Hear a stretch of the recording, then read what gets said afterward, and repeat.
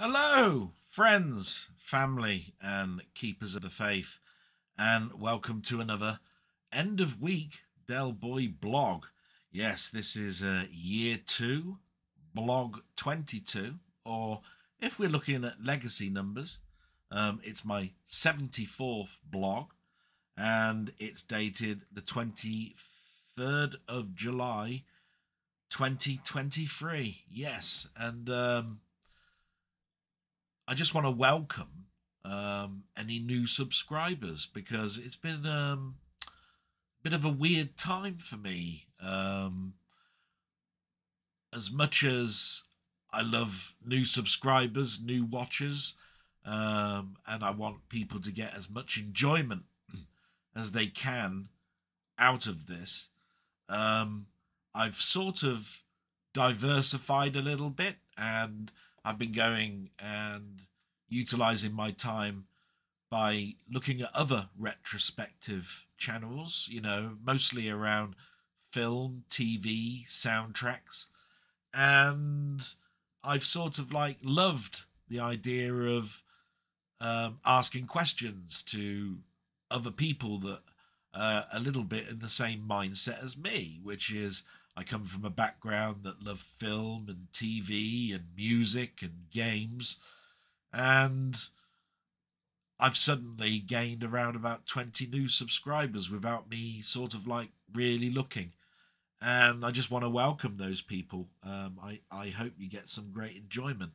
And I have to sometimes think a little bit like what Stan Lee used to say about comics, which is there'll always be the first person who's ever picked up a comic.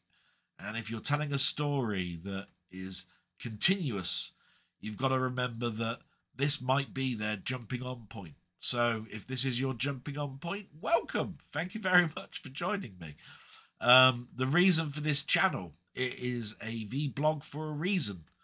It was basically the great experiment for me.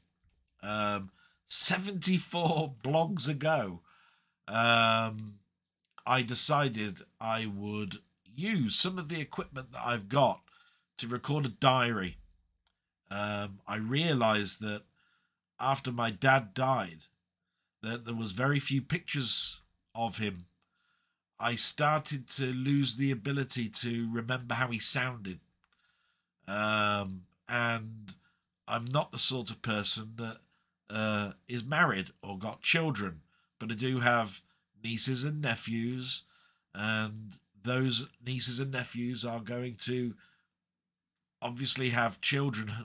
Not obviously, but may have children, and maybe they'll want to know what Uncle Delboy did, what pushed him, what was his likes, was his dislikes, and that's really the whole point. And I was driven by a couple of good friends who were still friends, Mainmeister, Panther, to name a couple. They did a 12-hour charity stream. Ooh, a year or maybe 2 back, and it was my first sort of getting onto camera, and this was at a time where my granddad had moved into the nursing home because he fell over and really couldn't walk anymore, and I needed to have some sort of outlet. I was working 10, 11 hours at work.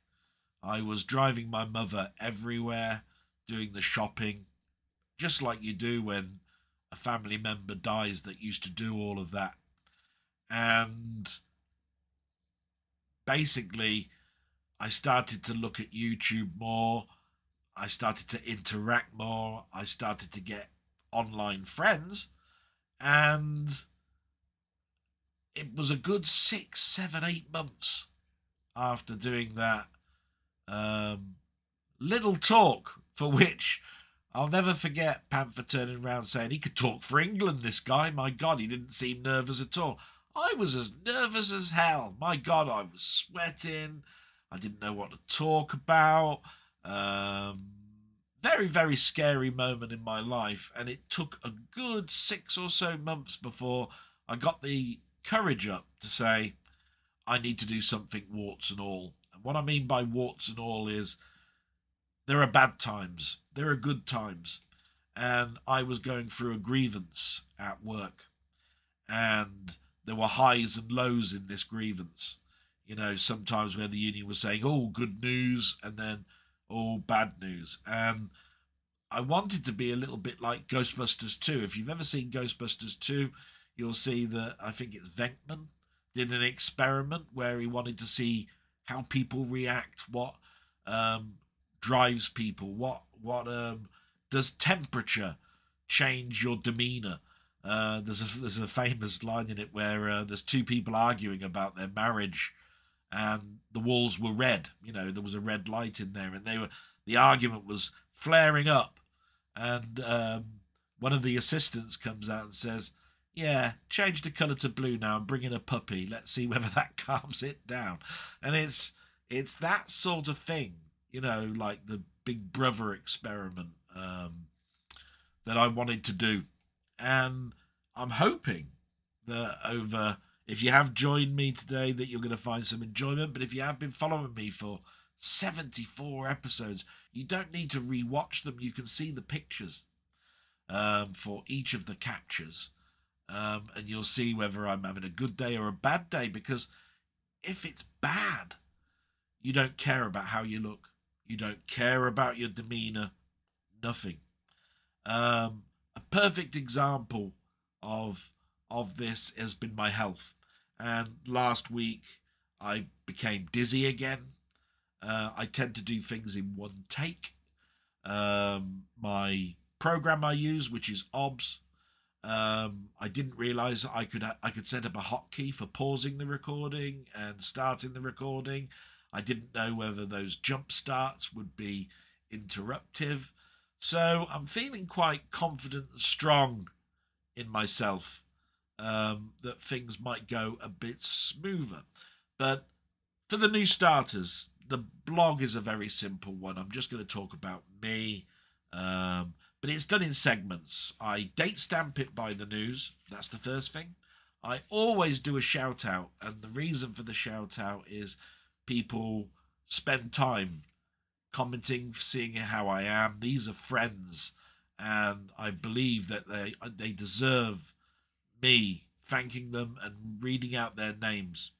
I then talk about what I've watched on YouTube. And the reason for that came about because when I was working on service desks for years and years and years, I've worked in IT, and I worked in service desk, the bottom tier possibly of what you could do in IT, which it shouldn't be, by the way, because if you're a service desk person, you know how to fix things.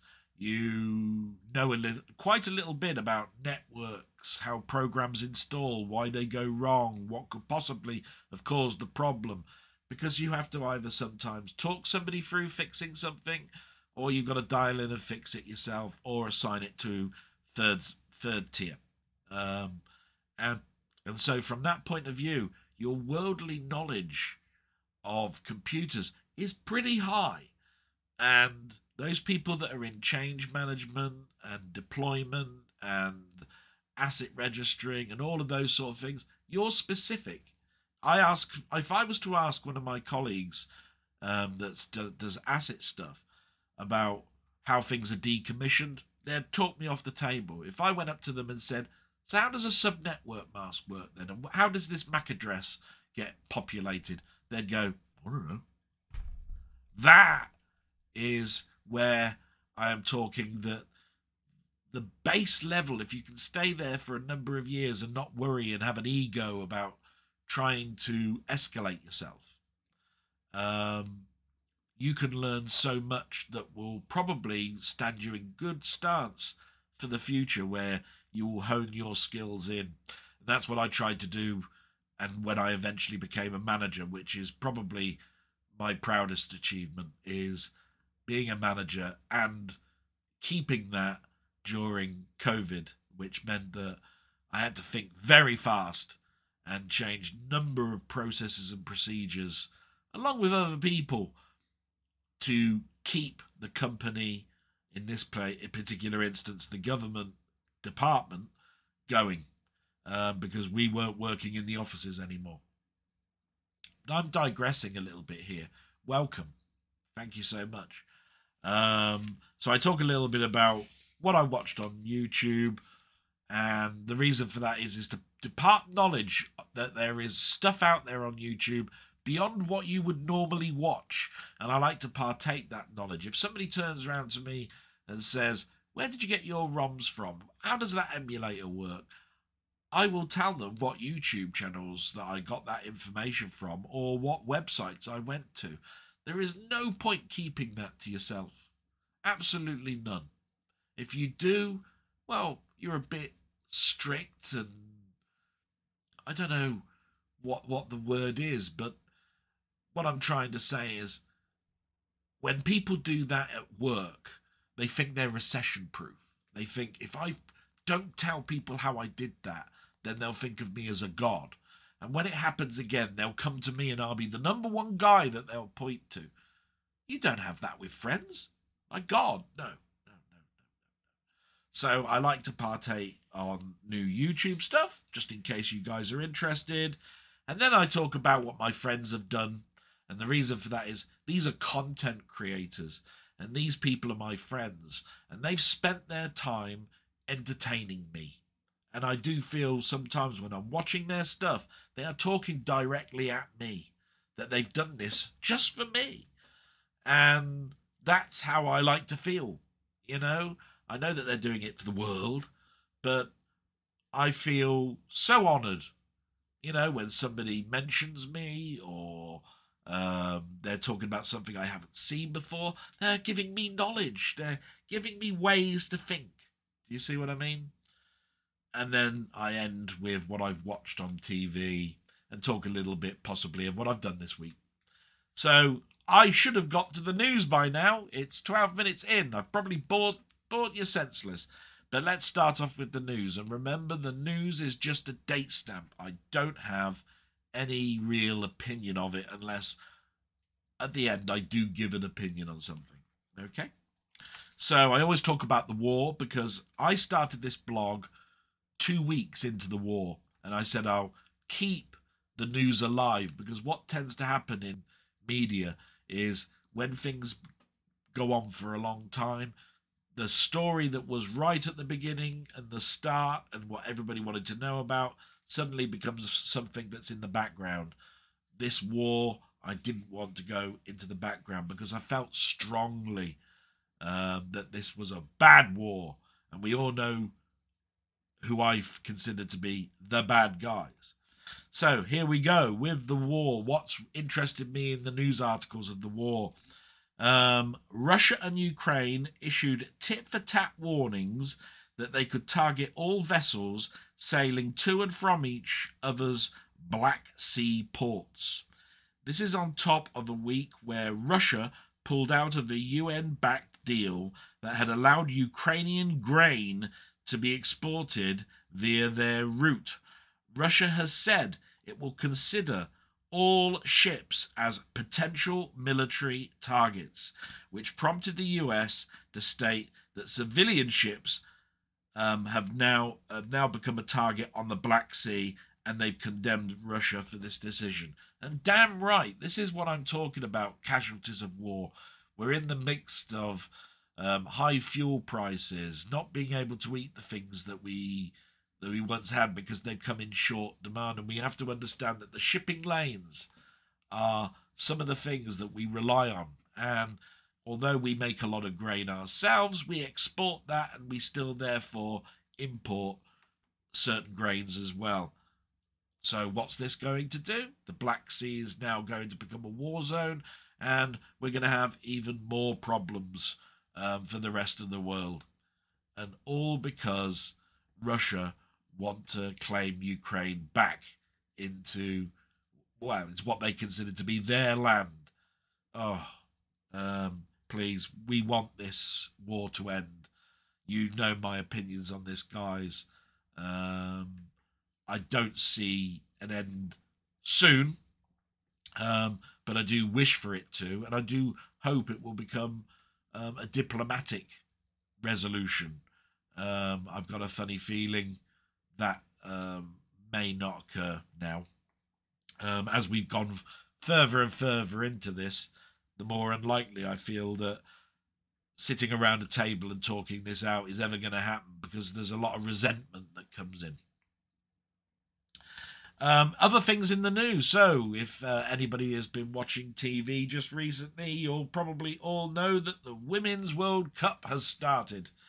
Yes, so now it's a weird thing, this, about sport, because I'm not a big sporty thing, although my father was, and I used to play cricket and all sorts of stuff. But we had very little sport during the pandemic, and when it came back, it was like, oh, we'll be able to watch all the sport again on TV. And for, that's great. But there are people that just can't stand it. And for those people, they have to look for other means. I believe YouTube shot up during the pandemic in regards to what we watched. But anyway, I'm digressing again. Australia's team issued a video protest 2 days before the tournament start on gender disparity in the World Cup prize money. And I have to sort of praise and condemn that a little bit.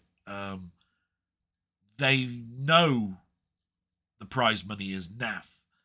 They want to get that message out that it's naff and it needs to change. So they do a protest.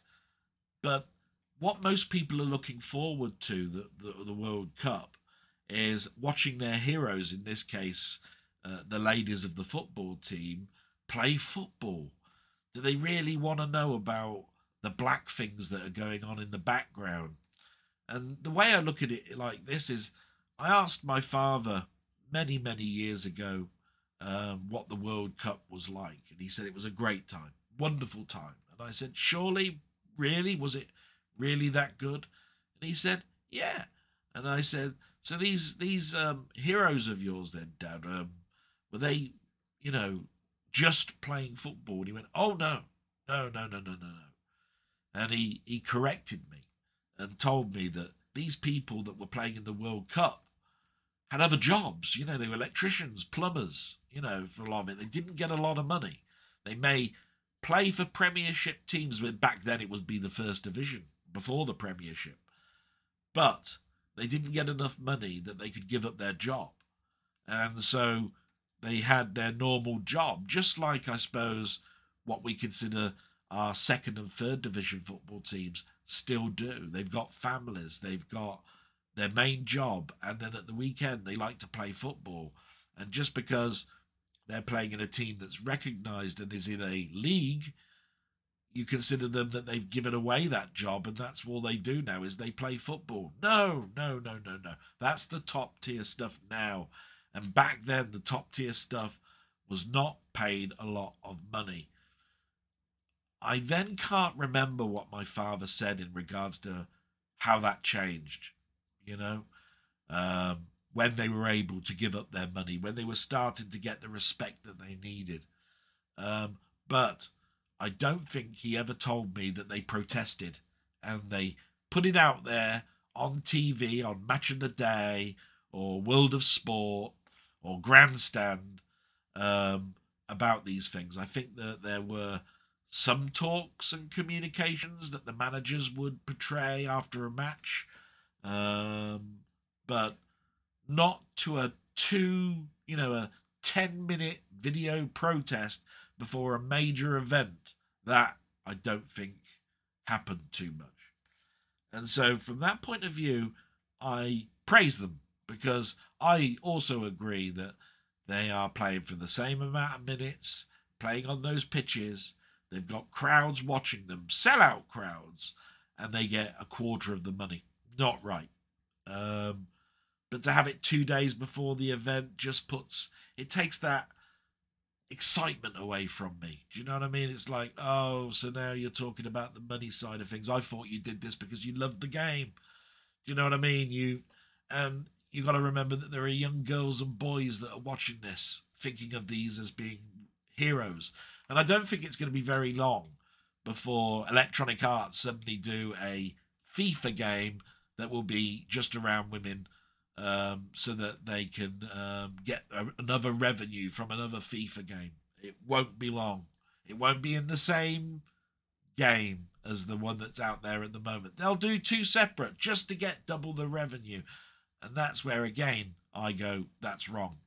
This is where it should be one game. You can choose whether you want to be on the ladies' side or the men's side in the same game, because that's what they're talking about. They're talking about there should be no gender in this. We're playing a game, and it's the same game and the same rules. Why not therefore have it in the same game? But anyway. And the last bit in the news was the sad death of Tony Bennett. So I put the legendary New York crooner, and winner of over 20 Grammy Awards, died Friday at the age of 96. No cause of death, but the singer was diagnosed with Alzheimer's disease in 2016. He was 96. And yes, a sad loss. And it's always sad to hear about any death. But crooners to me were something that were in my past. Not a big, huge thing in my life. They were there because basically some of these crooners were in films.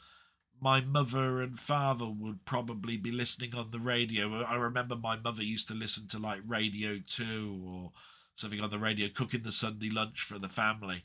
And, you know, these old American hits would be played by Frank Sinatra and Dean Martin and Sammy Davis Jr. and all of these. And suddenly the name stuck with you, and you came across the fact that they had a engineer all to themselves, played a certain style, and were fantastic.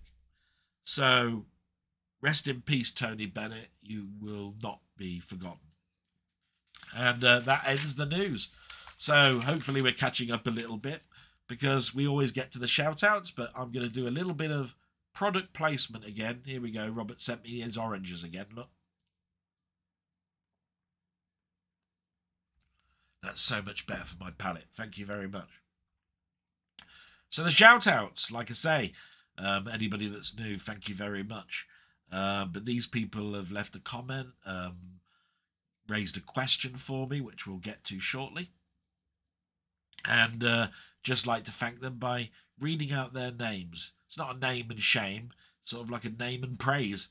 But anyway, they are Paul Patrick, Carl Todd, Denny, Doug Scullery, Jambon, Steve's Gaming, Ian Hill, The Ramblers, Rock God 2004, Wee Bob Art, Colin Jones, aka Ponder, Milfy Swinbuckle, Magda K, Martroid, Roberts Retro Gaming, Down the Rabbit Hole, David Retro Games Played Badly, and Highlander. Thank you, all of you, for checking out on whether I'm okay after last week's blog. I'm not surprised. Probably thought I was going to be on my last legs by this week, and I hope to try and disprove that. We'll see. It's still early in the blog at the moment.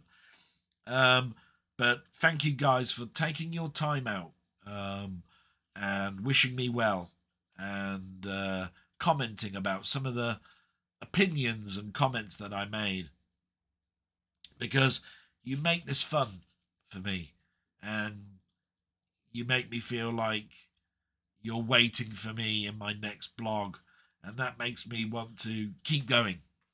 Do you know what I mean? I could easily do the blog for my niece and nephews only, but I like to share this because you guys can sort of like ask me a question that I would have to think of myself to make something interesting for my niece and nephews. And it starts off a memory and a talk that therefore could be probably talked through the week amongst yourselves. Absolutely great. So thank you very much for those, for that. And we might as well therefore get into the questions that people have raised, those of those shout outs. We'll start off with these are in no order, by the way. We'll start off with Denny. And Denny has put, "Hey Adele, I can see you've been unwell. Hope things are starting to get a little bit better for you now, my friend. Dizziness and blood pressure seems to come hand in hand.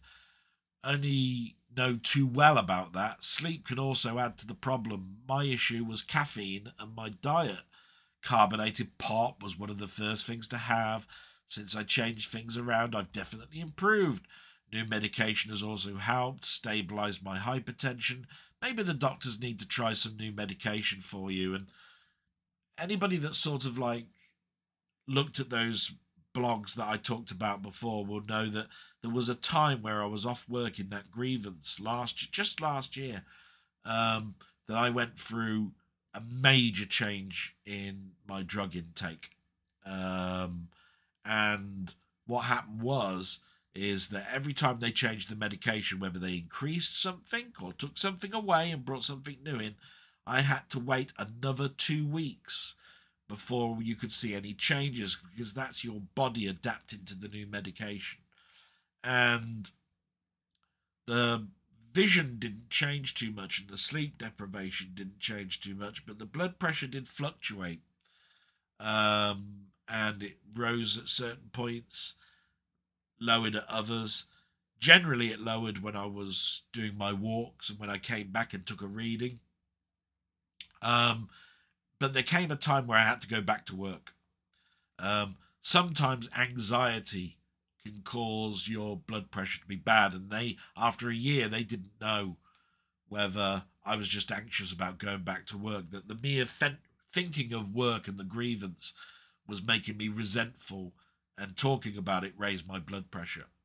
So I had to start thinking differently. I had to start going, it is what it is.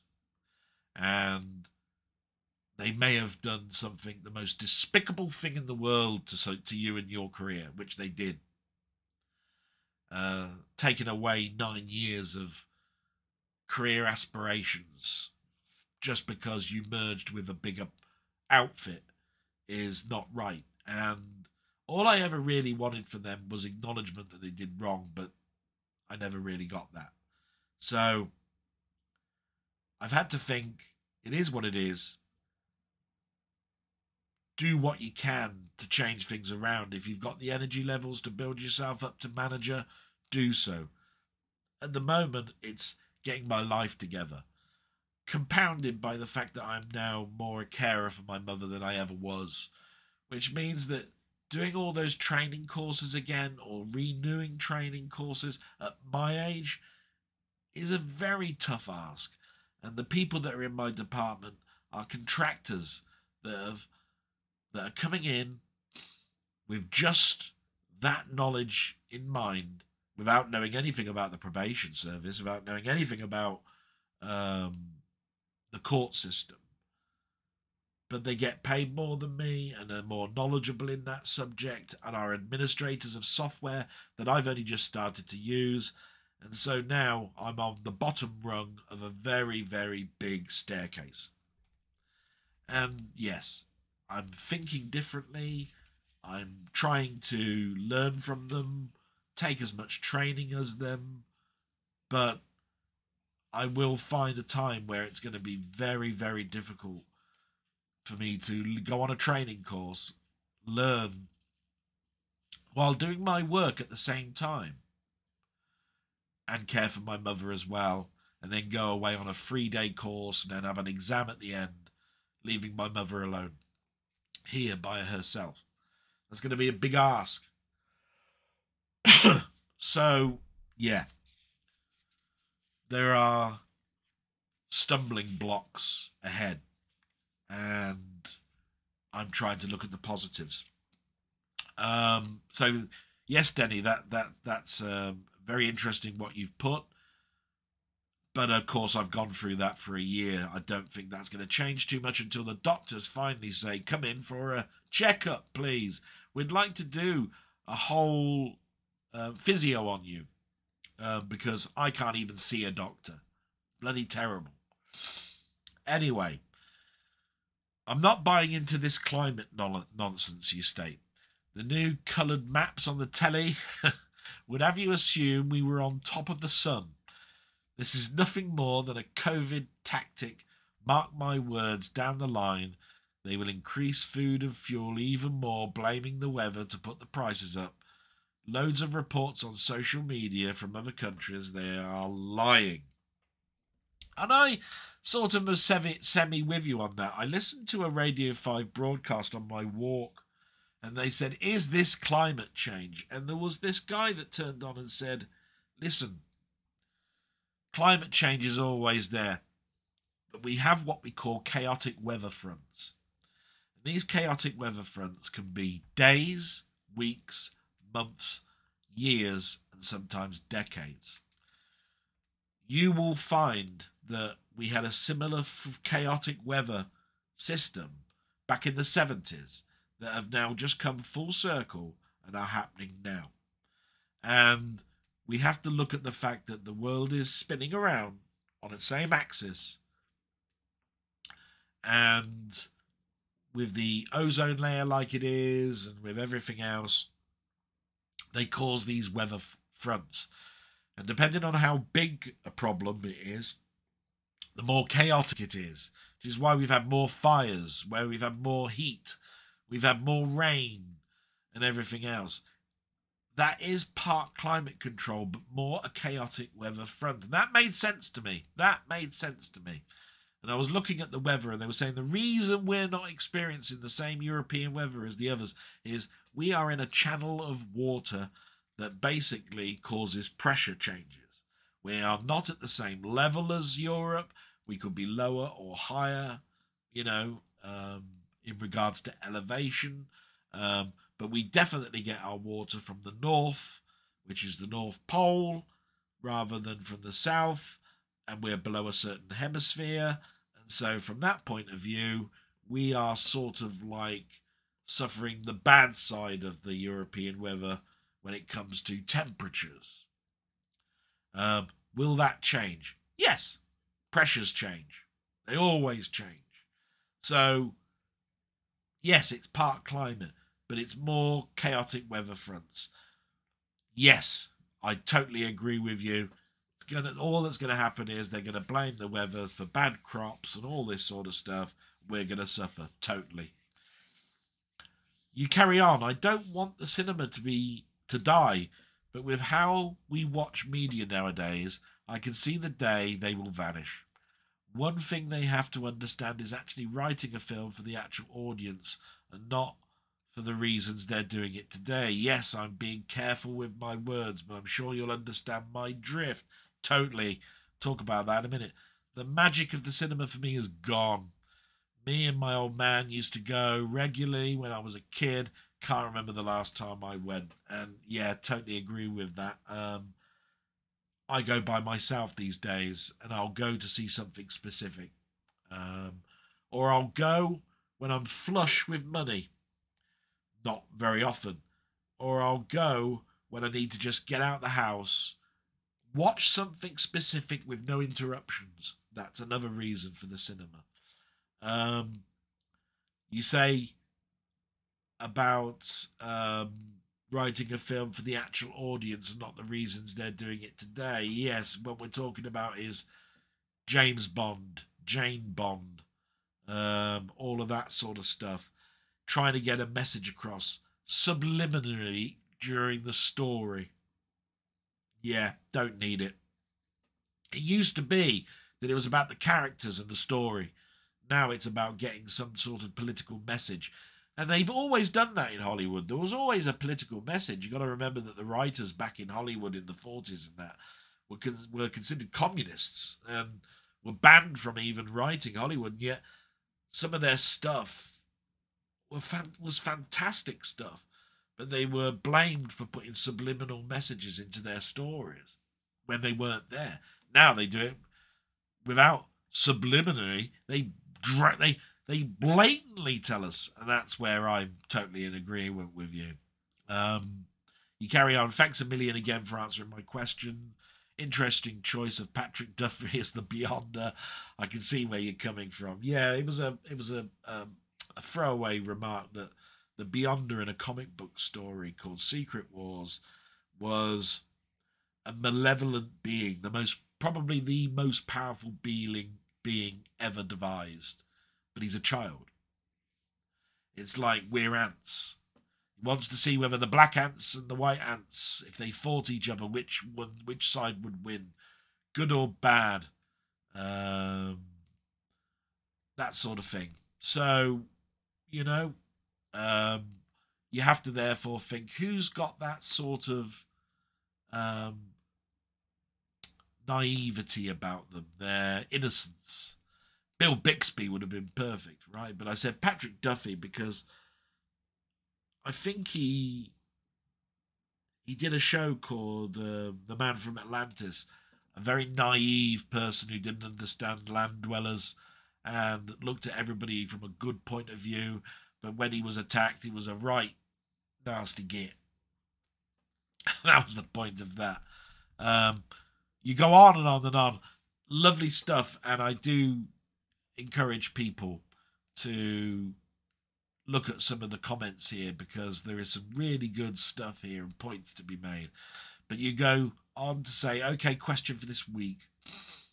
This is obviously going to be a guess on your part, but with the 60th anniversary of Doctor Who, there has been rumblings of missing episodes from Phil Morris being returned.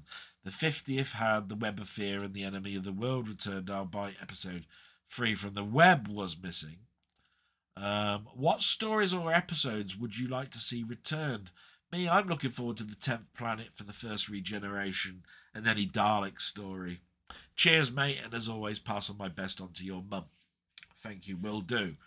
And yes, I would normally be in a situation where I would have a list of stuff here to say what stories I'd love to have back. I'm going to do this from memory. But you mentioned the 10th planet, and of course everybody would love that. Because we know of the story of how episodes have come back, anybody who's a Doctor Who fan knows this, knows that there have been people that we believe have kept stories back so that they could blackmail the BBC and give them more money, if you see what I mean. I'm hoping that episode of The Web of Fear comes back, although if they do that, it will probably be, well, I've lost count, probably the 4th time of its release. This time now with the proper episode back in, it's almost like you can understand why this is all happening.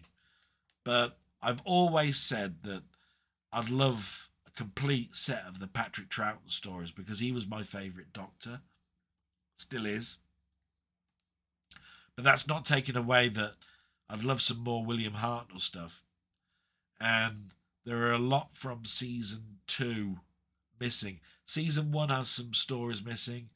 But of course, and they are very important stories as well that people have been wanting for years. But I believe series 2 has huge chunks. And so season 2 of William Hartnell's era. So you could turn around and say, I'd love a big chunk of that back. But anything that gives me a whole season back, and I think with most of the returning stuff being 60% Patrick Troughton, 40% William Hartnell, the Patrick Troughton stuff now is starting to look a little bit more complete. And I would love that to continue on until we've got everyone back. I wouldn't care, if some of the stories were the John Pertwee ones that are of the PAL format, where they haven't been colorized, because there are, what some people forget is that junking occurred, and they even junked the John Pertwee stuff, the color stuff, because they saw no replay value in them. So we've only got black and white negatives, for which we've had to go and use different ways to get that color back. So yeah, a story I'd like back. the Patrick Troughton era. One will come to me, I'm sure. Might have to come back to that one, I'm afraid. But I'm like you. The 10th Planet would love that, because that would make that story complete. The Enemy of the World make that story complete. So yeah, I'm with you. Those would be two iconic stories back. Just trying to think. I think there's one called The Space Pirates. The end of 6th season, I think. That would be quite good. I believe it's a Cyberman story. Not well liked because of the way it's been remembered and the way it's been shown as Teddy Snaps. So thank you very much, Denny. I'm going to move on. I hope that gives you your answers. Salute, sir, and thank you for watching. We move on.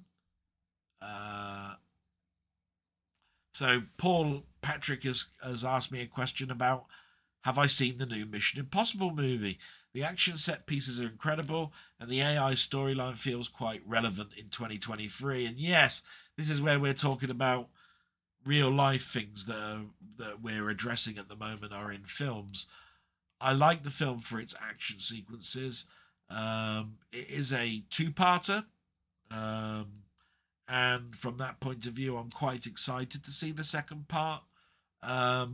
It's one of those things where Mission Impossible has probably taken over to what Bond was for me in the 70s and 80s. Don't get me wrong, I have a very fondness to Bond, but the problem with Bond is the stories are nonsense. Absolute nonsense. Stories, oh my God. But it always was that exciting boy thing, you know, where what car is Bond going to have this time? What gadget is going to be in this car? How is he going to drive? What stunts are we going to see? Is he going to jump out of a plane with no parachute? All of that sort of stuff, right? That was exciting. For the older teenagers, it was, what girls are we going to see? For the youngsters, it was like, is he going to talk into his watch? Is it going to have a firing mechanism in his pen? All of that sort of stuff. And you can tell that I was excited by it because I think it was Corgi that had the Bond license, not Dinky. I think it was Corgi Toys. So, of course, the DB9, was it DB9 car? Aston Martin, anyway, was always exciting. Never forget the little man that ejected out of the seat and the everything on that Corgi toy. Must have been one of my most played toys. But the stories are nonsense. My God. Moonraker, for example, I mentioned it, I think, last week. A malevolent man, a billionaire, building a space station that nobody can see so that he can take a super race of people. He chosen it like the Ark. It's an Ark story, you know, 2 by 2, you know, the perfect women, the perfect men. They were going to reproduce, blow up the Earth, go back on, and we'll be a super race. What a load of nonsense. That ever happening. And it goes on and on and on. Even, I don't know what, the man with the golden gun was about a laser, if I remember rightly. So there was this diamonds and everything that everybody was getting. What was that? Diamonds Are Forever, I forget. But most of the stories, just nonsense.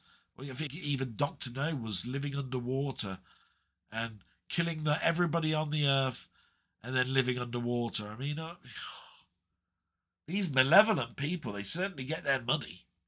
My God.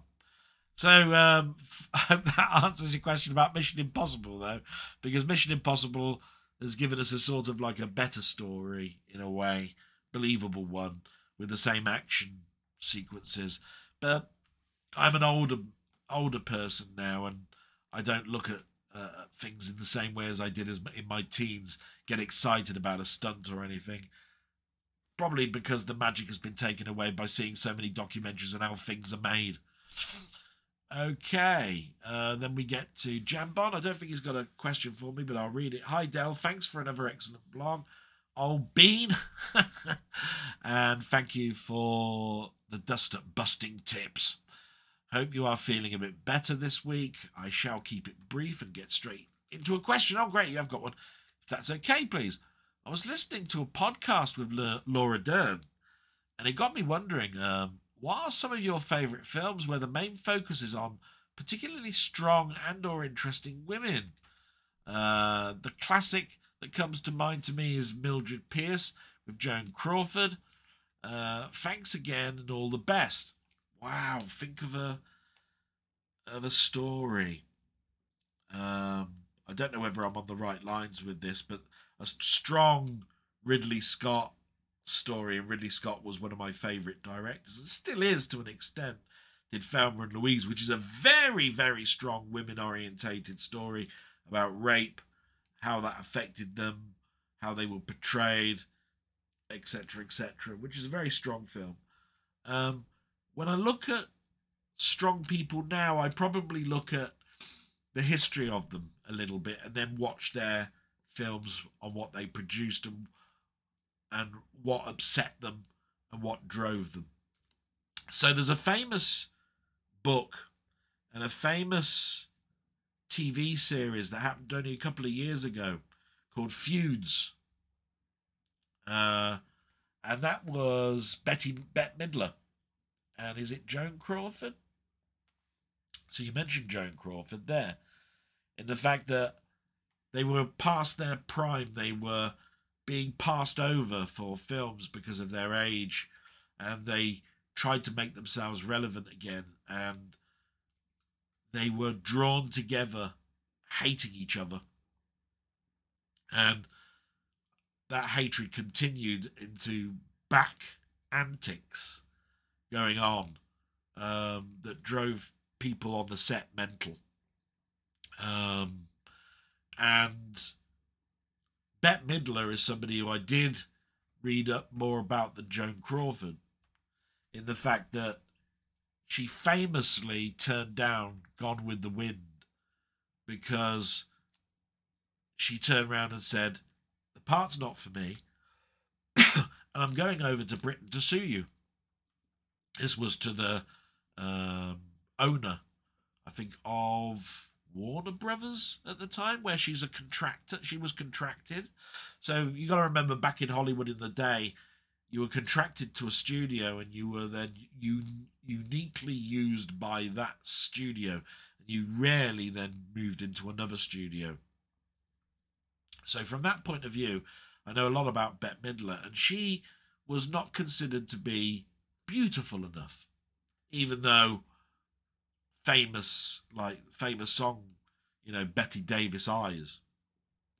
I thought she looked stunning in certain films. She absolutely looked just as equal to some of the others out there. Excuse me while I have some product placement. So what I'm trying to say here is there are some very strong women, Bette Midler being one. And I could probably name, a couple of films that Bette Midler's done. Later, she was on things like Agatha Christie's. Was she on the Orient Express or Murder is Easy? Something like that. And she was on bit parts for Alfred Hitchcock, his TV show.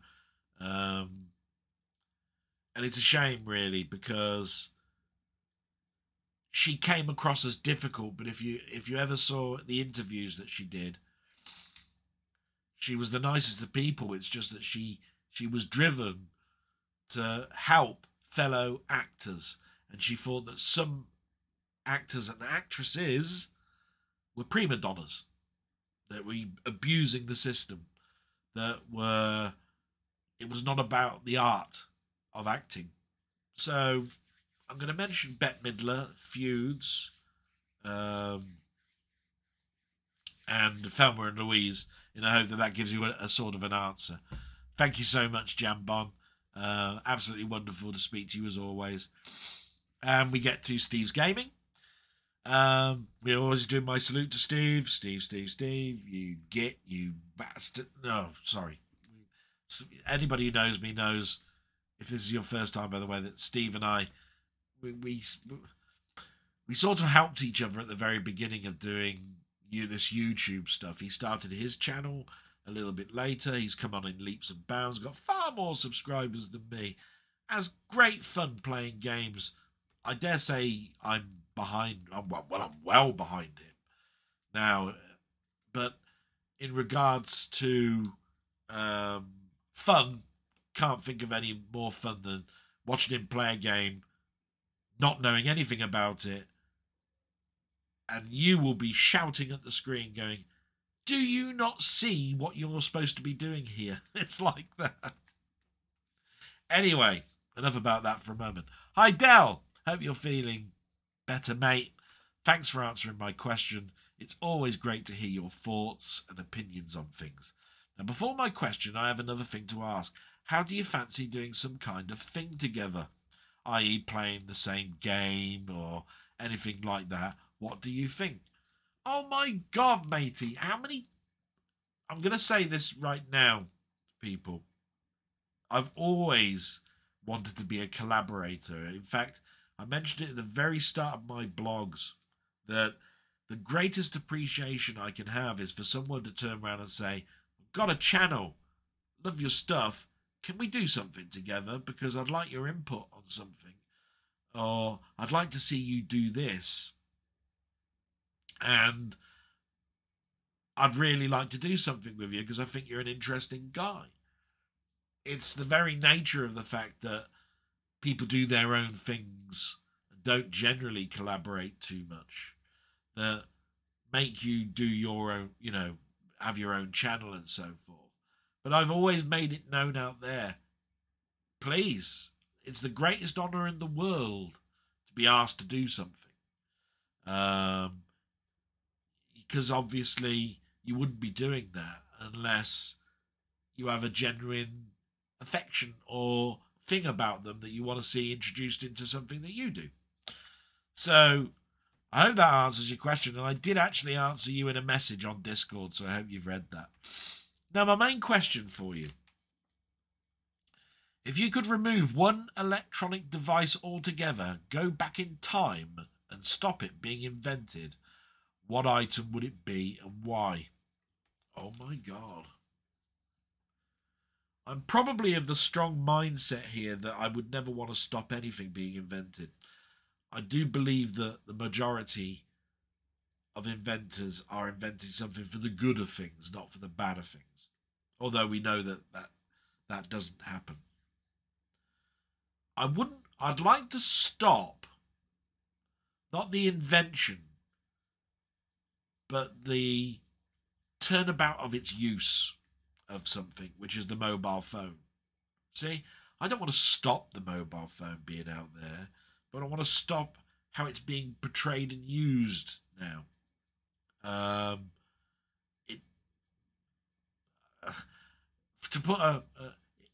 It makes my piss boil, if you don't mind me swearing, when I see people spending more of their time looking at an electronic device than they are talking to someone.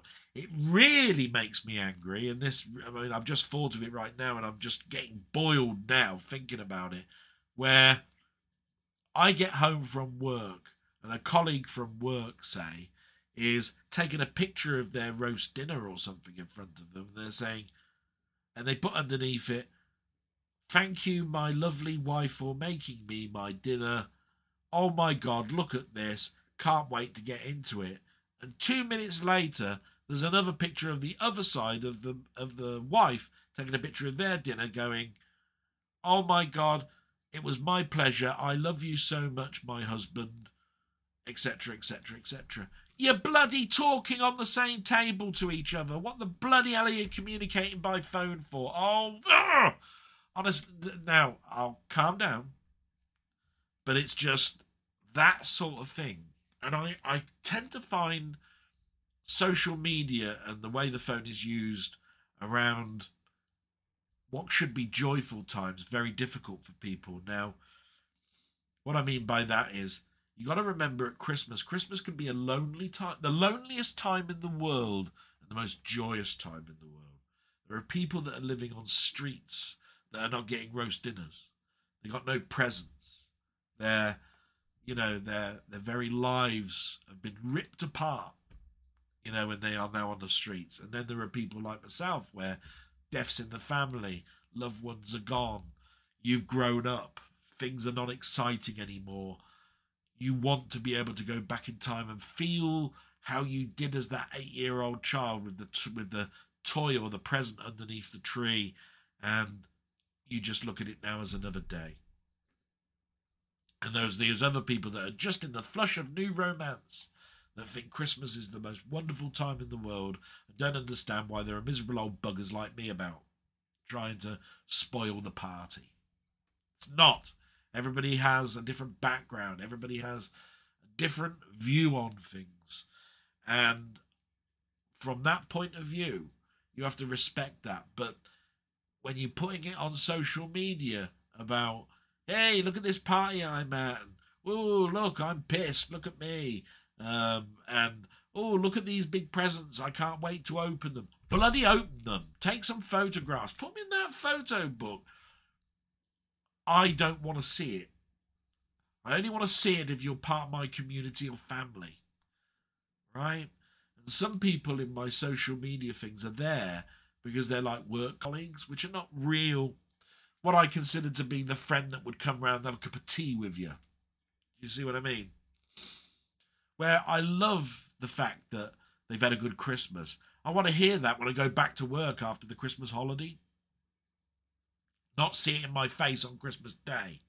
You see what I'm getting at? And I suppose I'm ranting a little bit here, but that's just my opinion. And I don't want anybody to sort of like come back and say, whoa, you took that in a very dark direction. This is about inventing of something, and I don't want to stop anything being invented because that's how we move forward. But the portrayal of what the original mobile phone was invented for has changed so drastically that I'd like to divert its usage back to what it was originally intended for in a lot of ways. Not every way, but a lot of ways.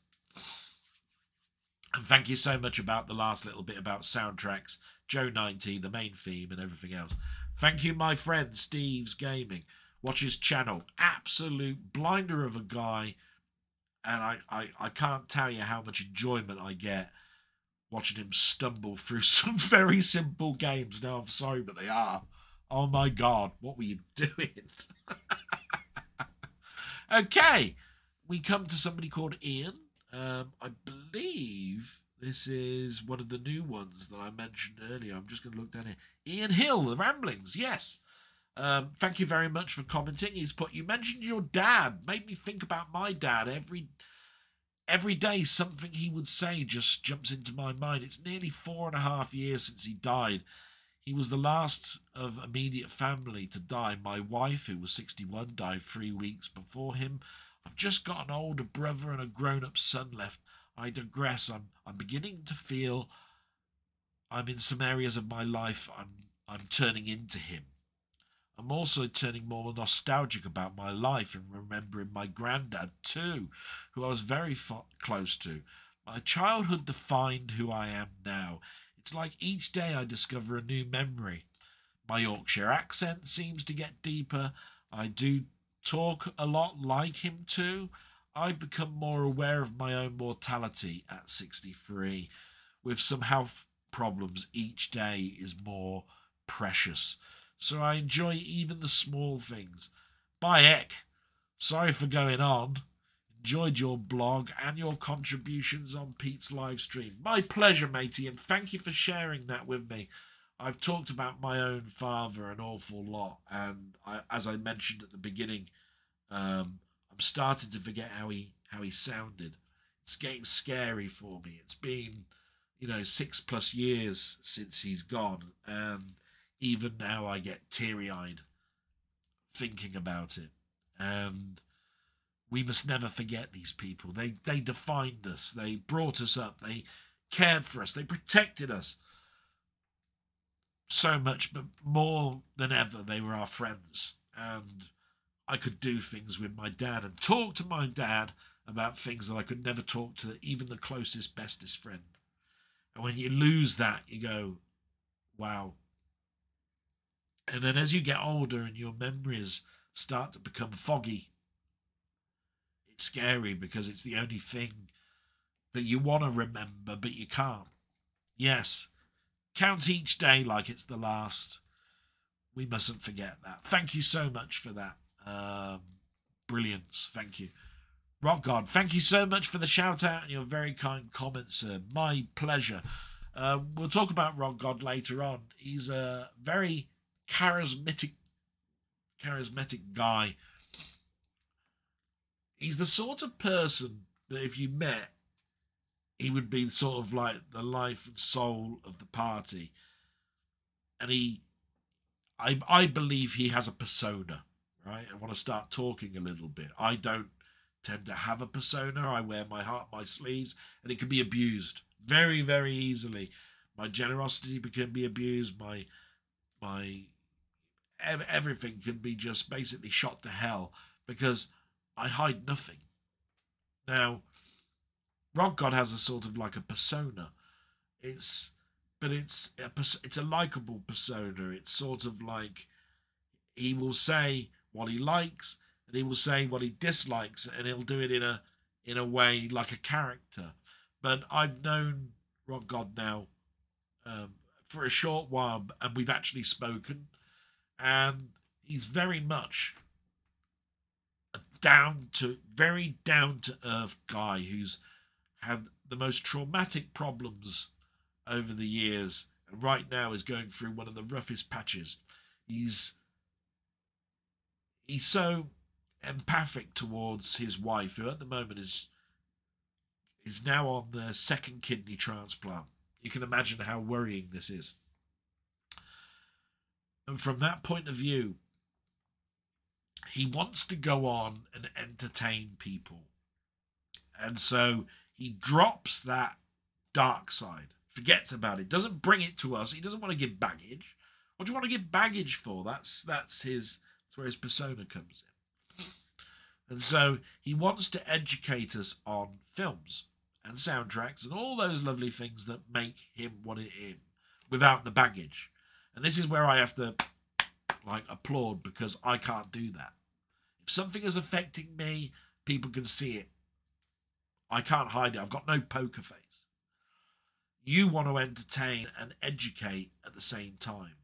And so when I hear of the badness that's going on for yourself, which you put to one side because you only mentioned it to me really in a phone call just recently, but you only portray what's going on in your life in regards to your wife, and you do that because you want to hear those wishes coming in to spur you on,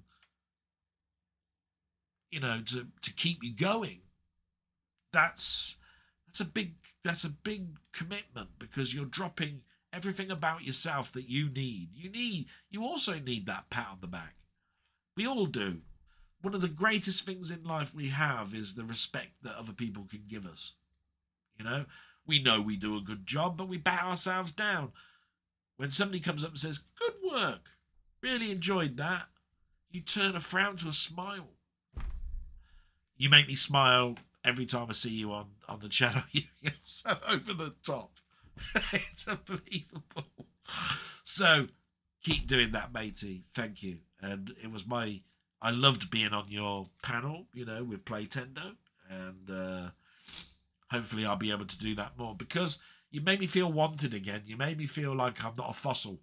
You made me feel like I was giving some education in an entertaining way, but going back in years that these people that are watching films right now don't even know what I'm talking about. When you start talking about animation and you ask a question, what's the earliest film you remember going to the cinema at, and you've got 6 people on it, and when you count up the cartoons that are mentioned, the oldest one is Toy Story, you're old.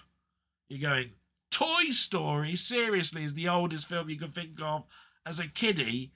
that you used to watch on videotape or go to the cinema to see. Oh my God, I'm so old. Where's Disney's Fantasia? Where's Disney doing Robin Hood with snakes and animals? You know? Battle of the Planets. Then we go, Battle of the what? Oh, great stuff. My salute to you, Rock God. We then get to my mate Colin Ponder. Thank you so much, Colin. You always make me happy. Get well soon, buddy. Maybe stop the tape and pop outside for a bit of fresh air when you feel that dizzy feeling. Sometimes a long stretch in front of a camera can get a bit much.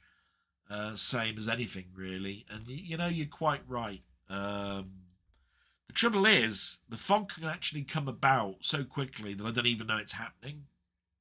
And I then only realise it's happening when I look at it back.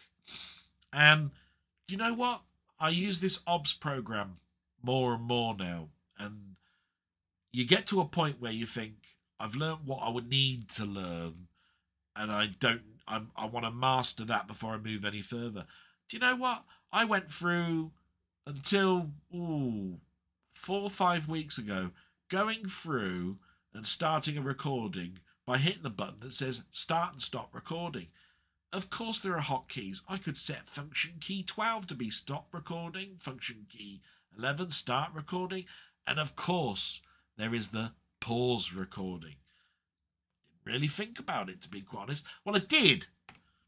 That's a lie. I did, but I thought, I've seen jump cuts before, and they're jarring, and I tend to want to do things in one take. I want to be that Martin Scorsese that does a 12-minute segment in one take with no editing. You know what I mean? And that's where the blog is. I don't want it to look like, yeah, you recorded this and you've taken a chunk out, and you probably researched it when you came back and now given a better answer. No, I don't want all that falsity.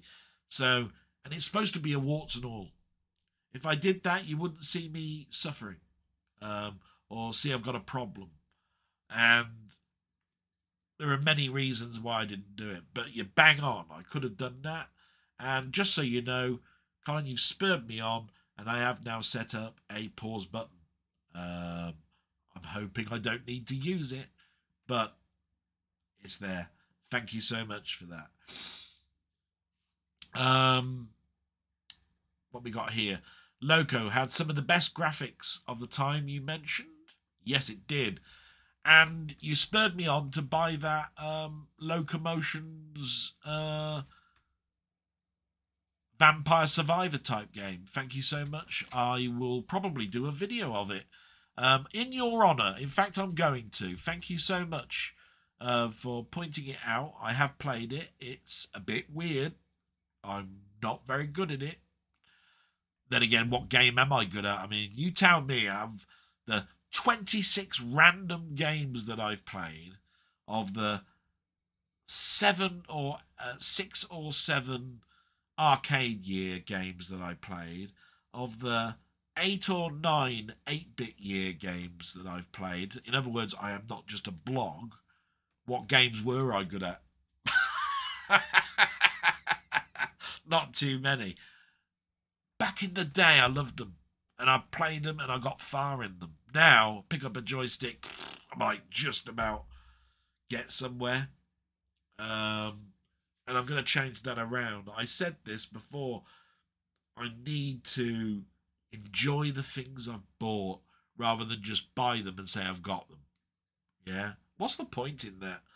I have to think of it and say, slap yourself on the bleeding wrist at some point. Slap, wake yourself up, guy. You bought it and you're not playing it. What's the point in that? Was that to brag? Because if you're bragging to who? You got no friends. So, there you go. Bit of product placement. Sorry, there are other colours available, by the way. I was specifically asking what you think about Herb Alpert in the last question. Sorry, it came out so vaguely. I was ill. And you know what? I'm bad because I didn't re-look that up. But was I right in thinking that he was a trombonist or trumpet player? definitely back in the day. And I think the way you worded it, I took it the wrong way. You wanted to know about who I think you've got a great appreciation for, and it's such a hard question because I know that you love what other people do, and you love reminiscing just like you do in your own channel, and you also bring out your Sid show where you're playing computer music, and you will purposely, if you hear a random one played, talk about how great that music piece was. Absolutely fantastic. You learn so much from that. I remember Saturn Free, Hector the robot. Yeah, Saturn Free is one of the films I watched last week, and it was just a rewatch. But great film, not well liked at the time, bombed, if I remember rightly, when it comes to revenue. But it's become one of those movie drone type films that people go, why did we hate that back in the day? See, carry on. I'm one of the weird buggers who prefer the opening music for Joe 90 to Thunderbirds. You're not weird at all. In fact, I've enjoyed sometimes Discord where the conversation moves to John Barry and talking about those lovely scores that were used in Jerry Anderson's productions. And as much as I love Thunderbirds and its military march, Joe 90 and Captain Scarlet and Space 1999 and so forth, I love those scores better than Thunderbirds, and Thunderbirds get so much praise. I won't say it's overhyped because it's respected, loved, and remembered.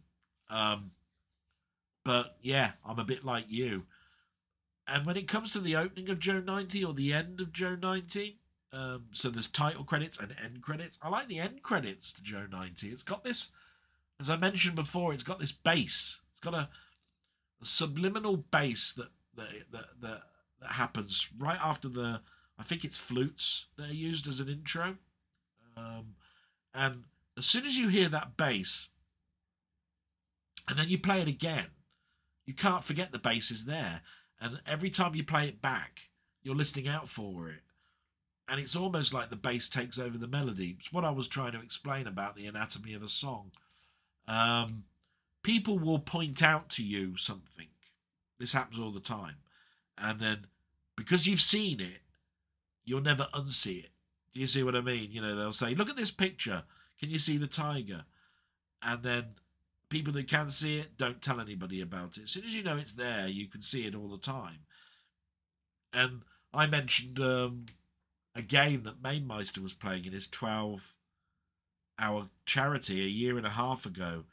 I think it was called... I've forgotten what it's called now, but it was a little bloke riding on a surfboard. The Psy something company, not the Psy company. It was Cytron or something like that. Anyway, little bloke. I said he's riding around on a paperclip, and I remember Paul at the time saying, "Oh my God, I've played this game for 25 years.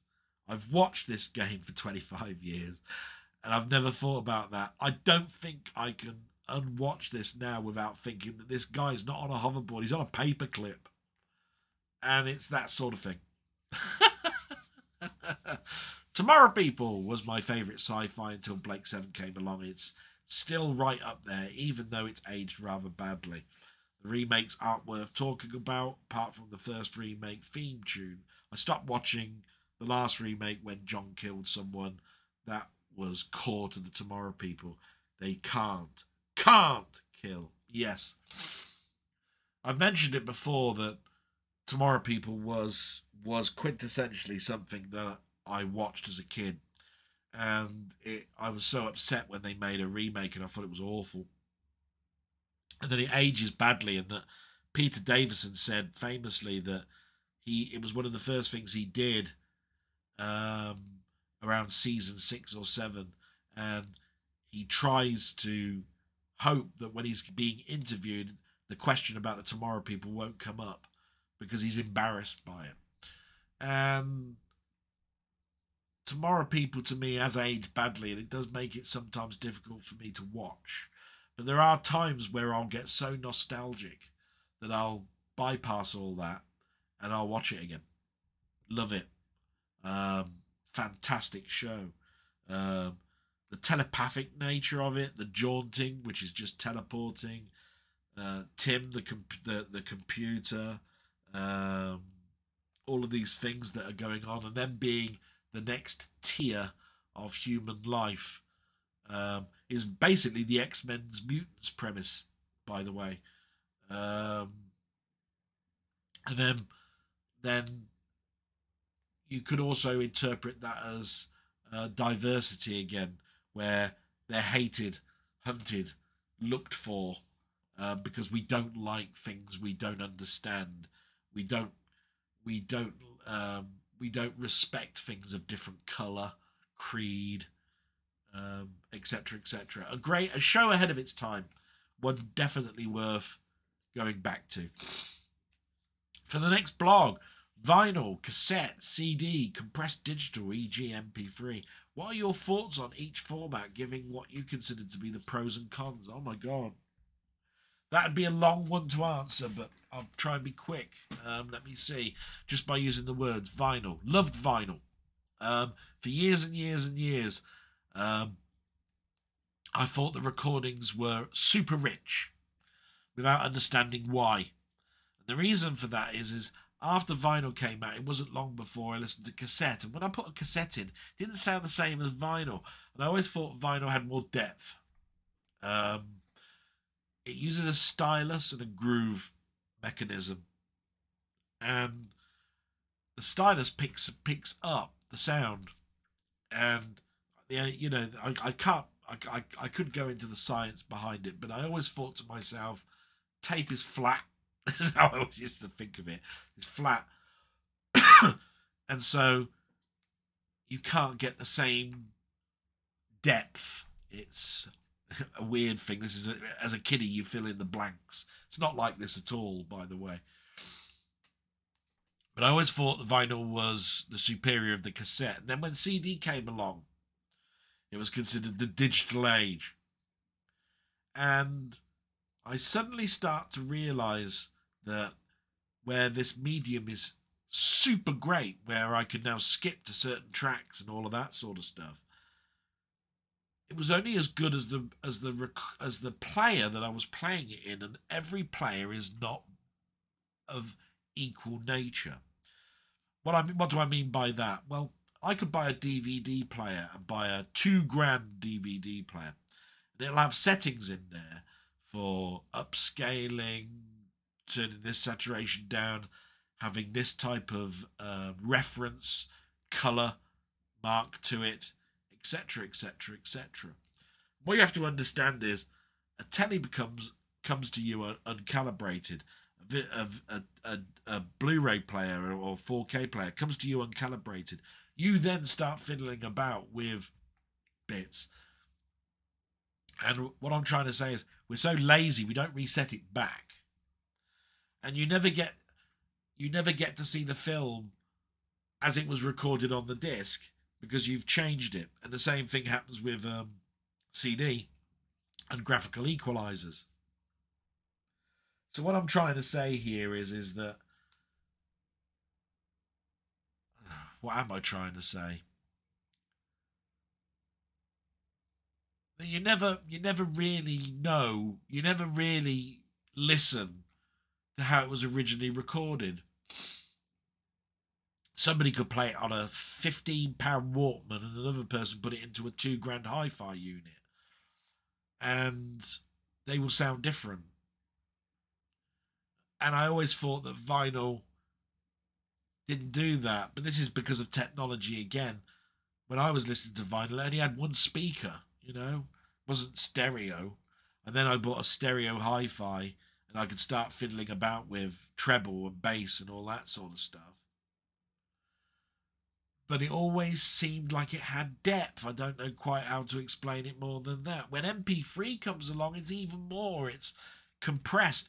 And if you ever watch some of these documentaries, you'll see, look, if you compress this down, you lose part of it, right?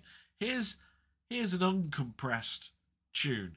Here's the compressed version. And in your ears, you can't hear the difference. They put it through an equalizer, and you say, look how much that this thing has gone from this type of spectral recording down to this. And up here, there was a timpani or a bell or a triangle or something. And that's now just totally gone because you've compressed it and it's taken that recording down. The worst format, therefore, probably in the world is MP3, and our biggest buddy because of space. I tend to have things on FLAC whenever I can, and I hope that gives you some aspects of what I portray. I could go on and do it as a topic, a total topic, with much more better notes in front of me. As you can see, I've got none. Still got just your guys' names in front of me at the moment. This is all off the top of my head. But I thank you for that question. I hope I give you some answer to that. Milfy Swimbuckle. Thank you, Milfy Swimbuckle. Now, to people that have regulars here, you'll know how much I love Milfy Swimbuckle. And for those that are new here, he always asks me questions or scenarios and wonder what my answer would be to them. Sometimes they can be puzzles. Sometimes they can be just my opinion. So here we got. So instantly, he never talks about last week. He just goes straight to it. Hello again, Del. Question for this blog. Straight away. No. Loved it last week. Shit at all. This is what I love about Milfy Swimbuckle. Can I ask the popular superpower question? But instead of letting you pick any power, I've listed 3 below. Pick the one you would want, if any. Superpowers to choose from. Number 1, teleportation. Only teleport up to 10 meters at a time and only 10 times a day. Or 2, levitation. Up to 100 meters high and with the ability to float down the same distance safely and can only be used 10 times a day. Number 3, have super strong breath, like one of those powerful blowing machines, and can be used up to 10 times a day. This superpower is good for clearing leaves off people's gardens, and you could even make this your job and get some cash in the process. Downside to this is you will probably end up with the superhero name of Blowjob Man. Yeah, I've got to think about that one. P.S. Hope you feel a bit better soon, mate. Thank you so much, Milfy. I am not going to be Blowjob Man. No. Now, he did say I could have none of them, but I'm actually going to choose one, and I wouldn't have any of them, I have to say. I'd have my own superpower. But I think I would choose teleportation over levitation. It says only teleport up to 10 meters at a time and only 10 times per day. But that's like a line of sight teleportation. So thinking outside the box where you can only teleport on the same plane, I could teleport to where I want, where I can see. That means I could teleport into a tree, top of a tree, teleport. So that gets that same thing as levitation does. You see where I'm coming from? So I could rescue cats out of trees. I could, all that sort of stuff. And if there's so many other uses for it, like getting people out of burning buildings. As long as you get line of sight, as you can see them at the window, you could teleport in there and teleport back. Do that up to 10 times. So I'll choose that one, matey. Not very much thought went into it, from my point of view as an answer, not for you as a question. I'd have a different superpower, as you know. I'm a big Spider-Man fan, all of that sort of stuff. It'd probably be one of those powers. So thank you so much for that question. And then we're getting, I think, towards the end now. Just going down here. So I'm just reading down here. Magda's wished me well and wondered whether I might have COVID, which I can answer now for you, Magda. It's not COVID. If you look at my other blogs, I've been suffering this for quite some time. I've got COVID kits, and I have to have a COVID kit because I can walk into a probation office or a prison or into a court, and I test myself quite regularly. They give me kits because even though I work mostly from home now, when I do go back to work full time, I will have to go into the office twice a week. That means I will need those kits even more than I do currently. But thank you very much for your concern. Martroid thanked me for the Mr. Merlin track last week. Robert Retro Gaming, which I wholeheartedly recommend that you go and watch as well, has wished me well, and he liked the bit about the TV themes as well, and he's working on his kitchen drawers at the time that he was listening to the blog. Martroid then commented about this Defender game.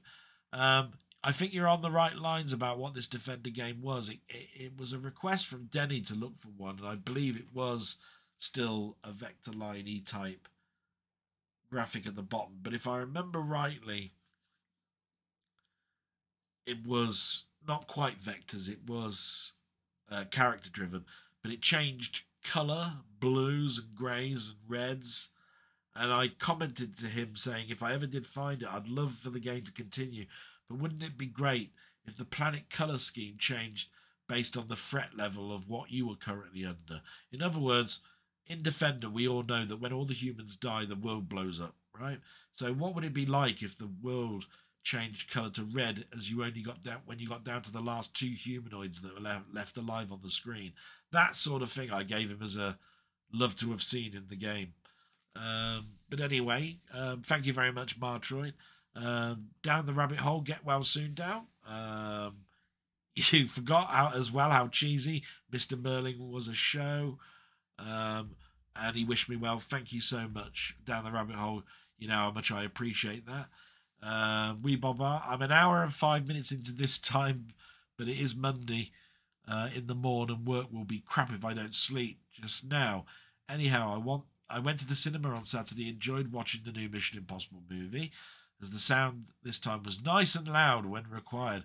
Anyway, glad you are doing okay, and hope when you read this, life is treating you better. Question for next week. Did you like Wallace and Gromit short movies? And if so, what would be the reason why? If you could go to the moon, would it taste of cheese? If not, what would be a good flavour for chunks of moon? Bloody hell, I nearly missed those questions. Wee Bob, thank you so much, and I'm glad I read that out. What did I think of the Wallace and Gromit short movies? Well, they came out at a time where I was grown up.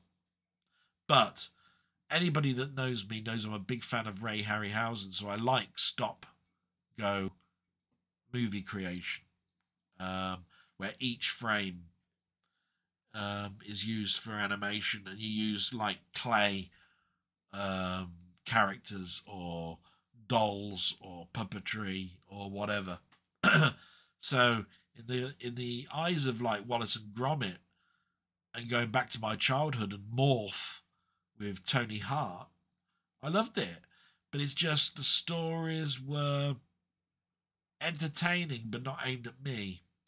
So I tended to definitely watch them once, but not repeat watch them.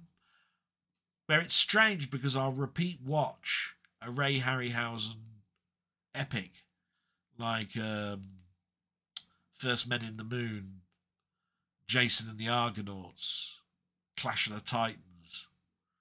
I'll watch those over and over again. Maybe that's because they're live action and as well, and they're not talking about a dog and his companion. You know what I mean? In regards to Wallace and Gromit, and Shaun the Sheep's the same.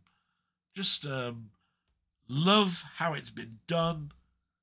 Super impressed that it has still meaning in the decade that I'm in, but it's just not aimed at me. Just not aimed at me. And so I'll watch it, respect it, and not rewatch it. Hopefully that gives you an answer to that. If you could go to the moon, would it taste of cheese? No, it won't. Just the answer. If not, what would be a good flavour for chunks of moon? You know, I've always been interested in in the planets. Even going back to the Voyager missions and seeing Saturn and all of those pictures being back. Years and years later, it took years to get from planet to planet. 3 to 5 years in some instances. So, what was I trying to get at? I never really thought of like the moon is made of cheese, but I did at one point. I think my mum told me, said I thought it was the sort of cake powder that you pour over a cake, that's what's scattered over the moon. You know, where you've got icing, you know, like just dry it, you know, and you pour it over the top, flour over the top of the cake. I always thought the moon might be made of that, but actually it's just dust. Death, dust. So what could chunks of the moon? I think it'd be a sweet flavour actually, rather than a savoury. Cheese. So I'm going to go with a sweet flavoured chunk of moon. I'm not going to say strawberry like bod. What's the flavour milkshake this week? Bod. Strawberry. Yeah. Anyway, before anybody else said, I know bod didn't. It was the toad. But anyway. David's retro games played badly. Keeping me company at work as usual. Rapidly approaching the end of an 80-hour week. I can't believe that. 80 hours, David. Jesus Christ. I'm totally worn out. I've had loads of games as a kid. I was the Pirate King. Commodore 64 was totally overrated. Specky rules. Laugh face. Now, you know, I'm going to argue that point because, you know, we have a bit of fun over all of this. They were both great machines. I favour the Commodore 64 because I had a Commodore 64 for the longest period of time. Specky doesn't rule, but it does in the eyes of people who own Spectrums, just like Commodore rules in the eyes of Commodore people. And I'll end it there. But you're wrong. Specky doesn't rule. I had to get the last one in.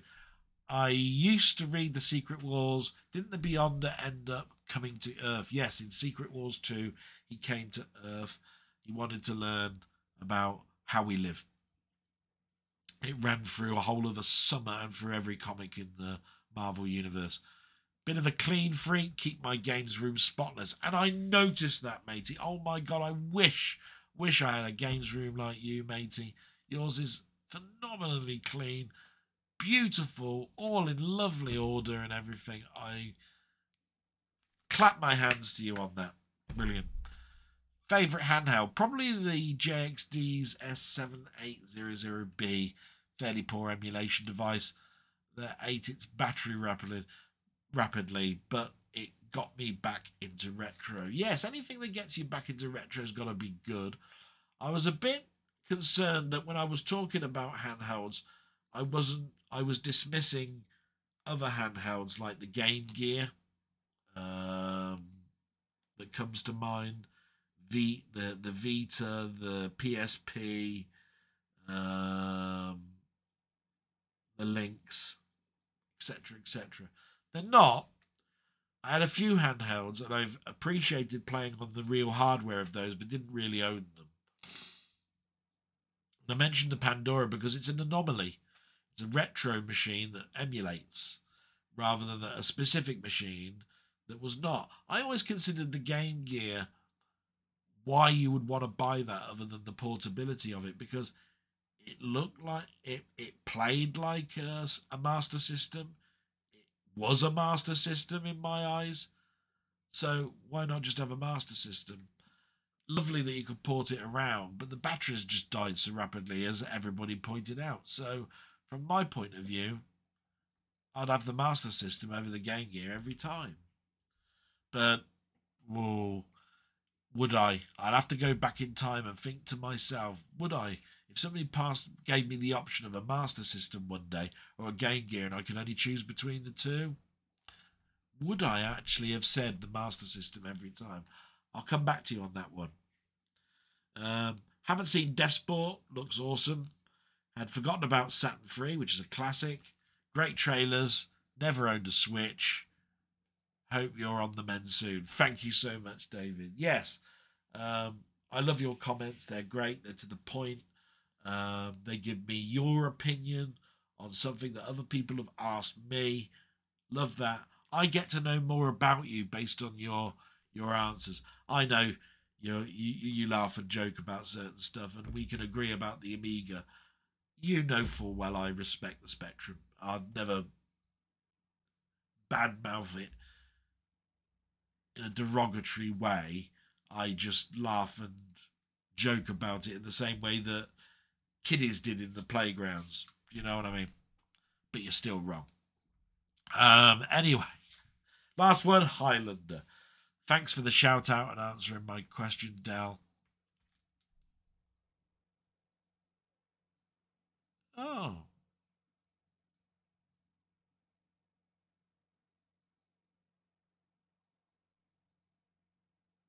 Yeah, sorry. It sounded very much like Jambon's answer. But he's got, thanks for the shout out and answering my question, Dal. The blower device you mentioned are great items to own. We've used one at work for years to clean our workstations. I have one at home which I used to clean loads of stuff, including the interior of my car. Question for the next blog. Robot vacuum cleaners. What's your opinion on them? I bought one a few months ago, and honestly, they're great. They pick up well and keep on top of the loose dirt and dust. The Highlander acquisition that you sent me has took pride and place with my other Highlander discs. Thanks, mate. Don't lose your head. Got to get a Highlander quip in there. Sorry, that sounded so much like a Jambon thing was asking me. And I'm so glad there's a question in there. You asked me what do I think of robotized Hoover machines. And I've never owned one. But I have... The thing that put me off them, one, the cost. But two, I saw somebody take one apart to fix it. And I thought, wow, how tin pot is this? He took it to bits, no word of a lie. And the motors had plastic cogs. And I thought to myself, the way that plastic cogs work, you know how the gearing mechanisms work? They're very rigid bits of plastic. If you snap the teeth on them, you've got to replace them. The other thing was, that I noticed with this one that was being repaired, was the seals on how it protected the technology inside were terrible.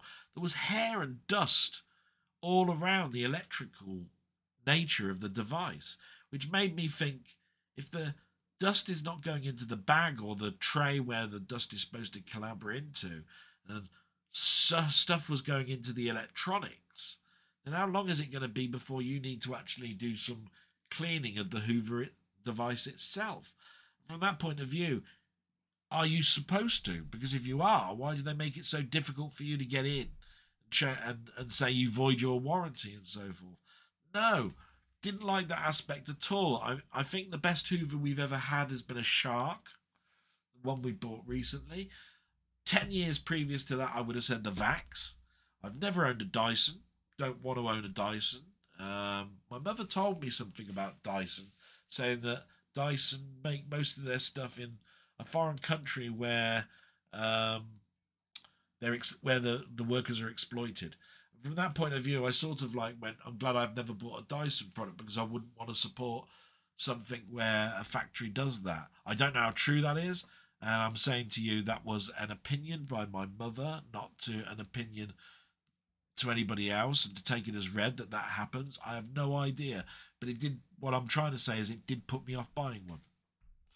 So I don't really have an opinion of them, other than if they've got good seals on them where the dust and stuff doesn't go onto the electrical equipment, and if they have a pattern where they will do the whole of the carpet while you just go away and do something else.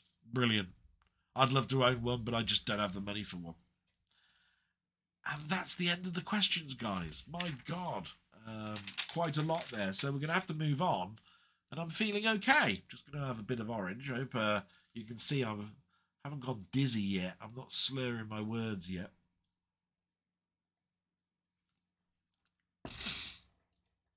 And we're going to move on to what I watched on YouTube. So as you know, there's a couple of mainstays here, but one of them is not on for this week or next week, and that is This Week in Retro. They're not on for 2 weeks. They're taking a holiday. Good for them. Got to have a break sometime. And I believe one of the co-presenters is actually over in Britain during this 2 weeks. So I dare say there'll be a lot of footage of him and Neil in the Retro Cave. So good for that. Techmoan, though, continued to do his show, which is brilliant. His is more aimed at audio equipment of the day. And in this particular instance, the episode was called Mystery Aviation Tape Machine. And he got this great big massive box out, and he explained it was from, he believes, the 50s and 60s. And he believes it came out of a plane, and it used RCA tapes. And he said it wasn't quite very expensive, but it was an oddity that he wanted to see for himself.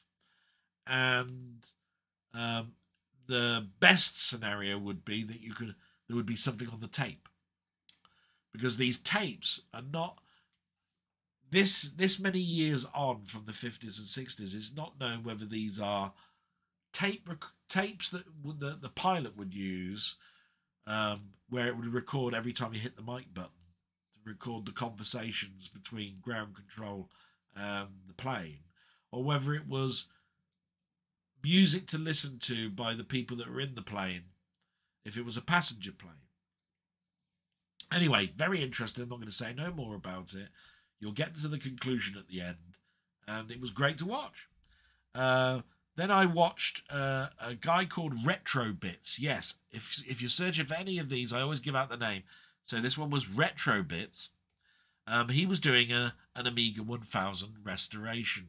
And it's not like I go searching for these, but anything that comes up Amiga 1000 or A1000, which is what I have, I tend to watch. I can watch them over and over again because they remind me of a piece of kit that I used to have. And it was a bloody expensive device. So, of course, I do like to remember it fondly and often. Then we moved to the Music Professor. Now, I've been thinking a little bit about my Tyros keyboard, which is back there. It's covered in stuff at the moment. I don't know if you can see it. It's just... let's have a look. There. That's my keyboard, just there. It's a workstation keyboard by Yamaha. It's now called a Yamaha Genus, and it costs about £5,000. That particular one there I bought second hand, but it still cost me £2,500 when I bought it. And at the time that I bought it, it was brand new. It was still 4,000 or 5,000 to buy. So it was in good nick, and managed to get all the extras and stuff instead of buying new. And I've got two of them. I've got a Tyros 2 and a Tyros 3. And I keep meaning to say that I'll go to the Tyros 3 once I learn the Tyros 2. And that's why the Tyros 3 is still in a box, and the Tyros 2 is there, because I'm still learning on it. The Tyros 3 has got better instruments.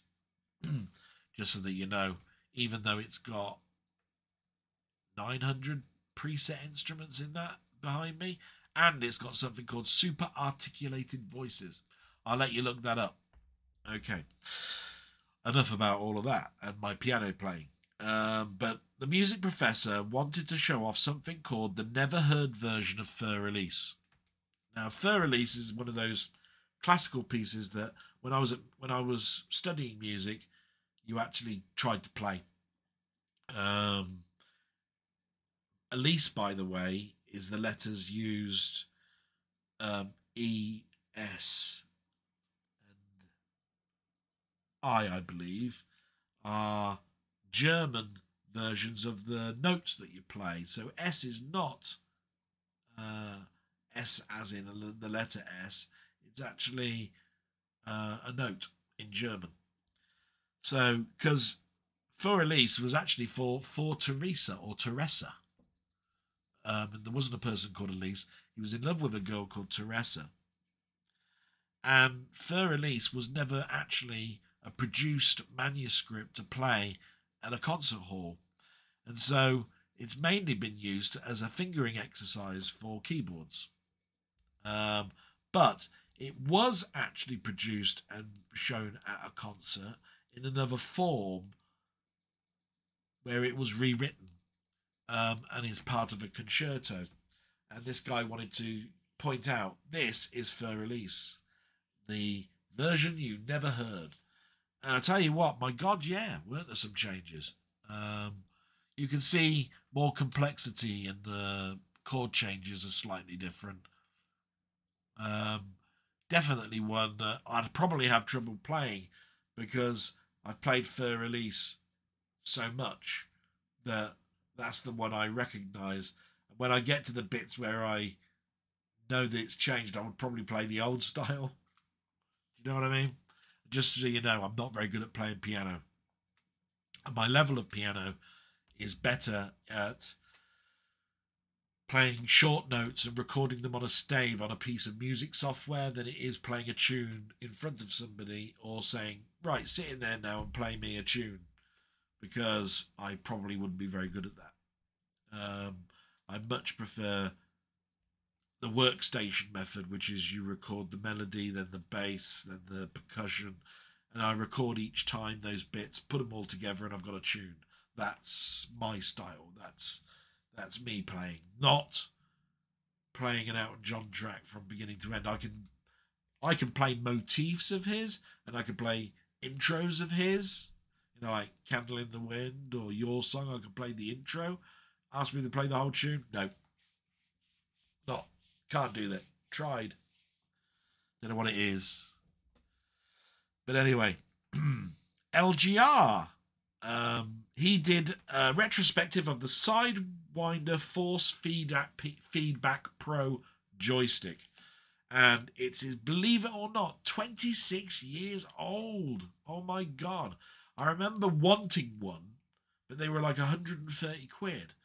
And pounds, 130 pounds. So in American, it was probably the equivalent. It would be $140, $150. But I always bought the cheaper version, the one without the motors, the one without the force feedback. So I had a Sidewinder, but never had the one with the force feedback bit in it. And it weighed a ton. It took up virtually a desk space.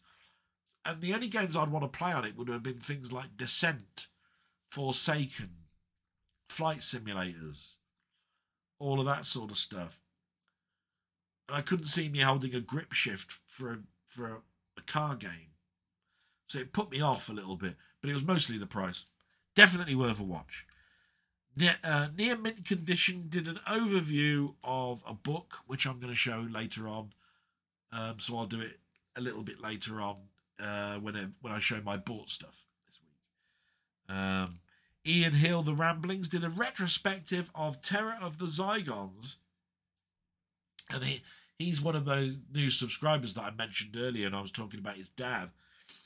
But he's not tied to Doctor Who. He does anything retro. He does the Hammer horror films, soundtracks, books, magazines, going to the cinema, everything. So he's a little bit of everything. A master of pretty much a lot of them.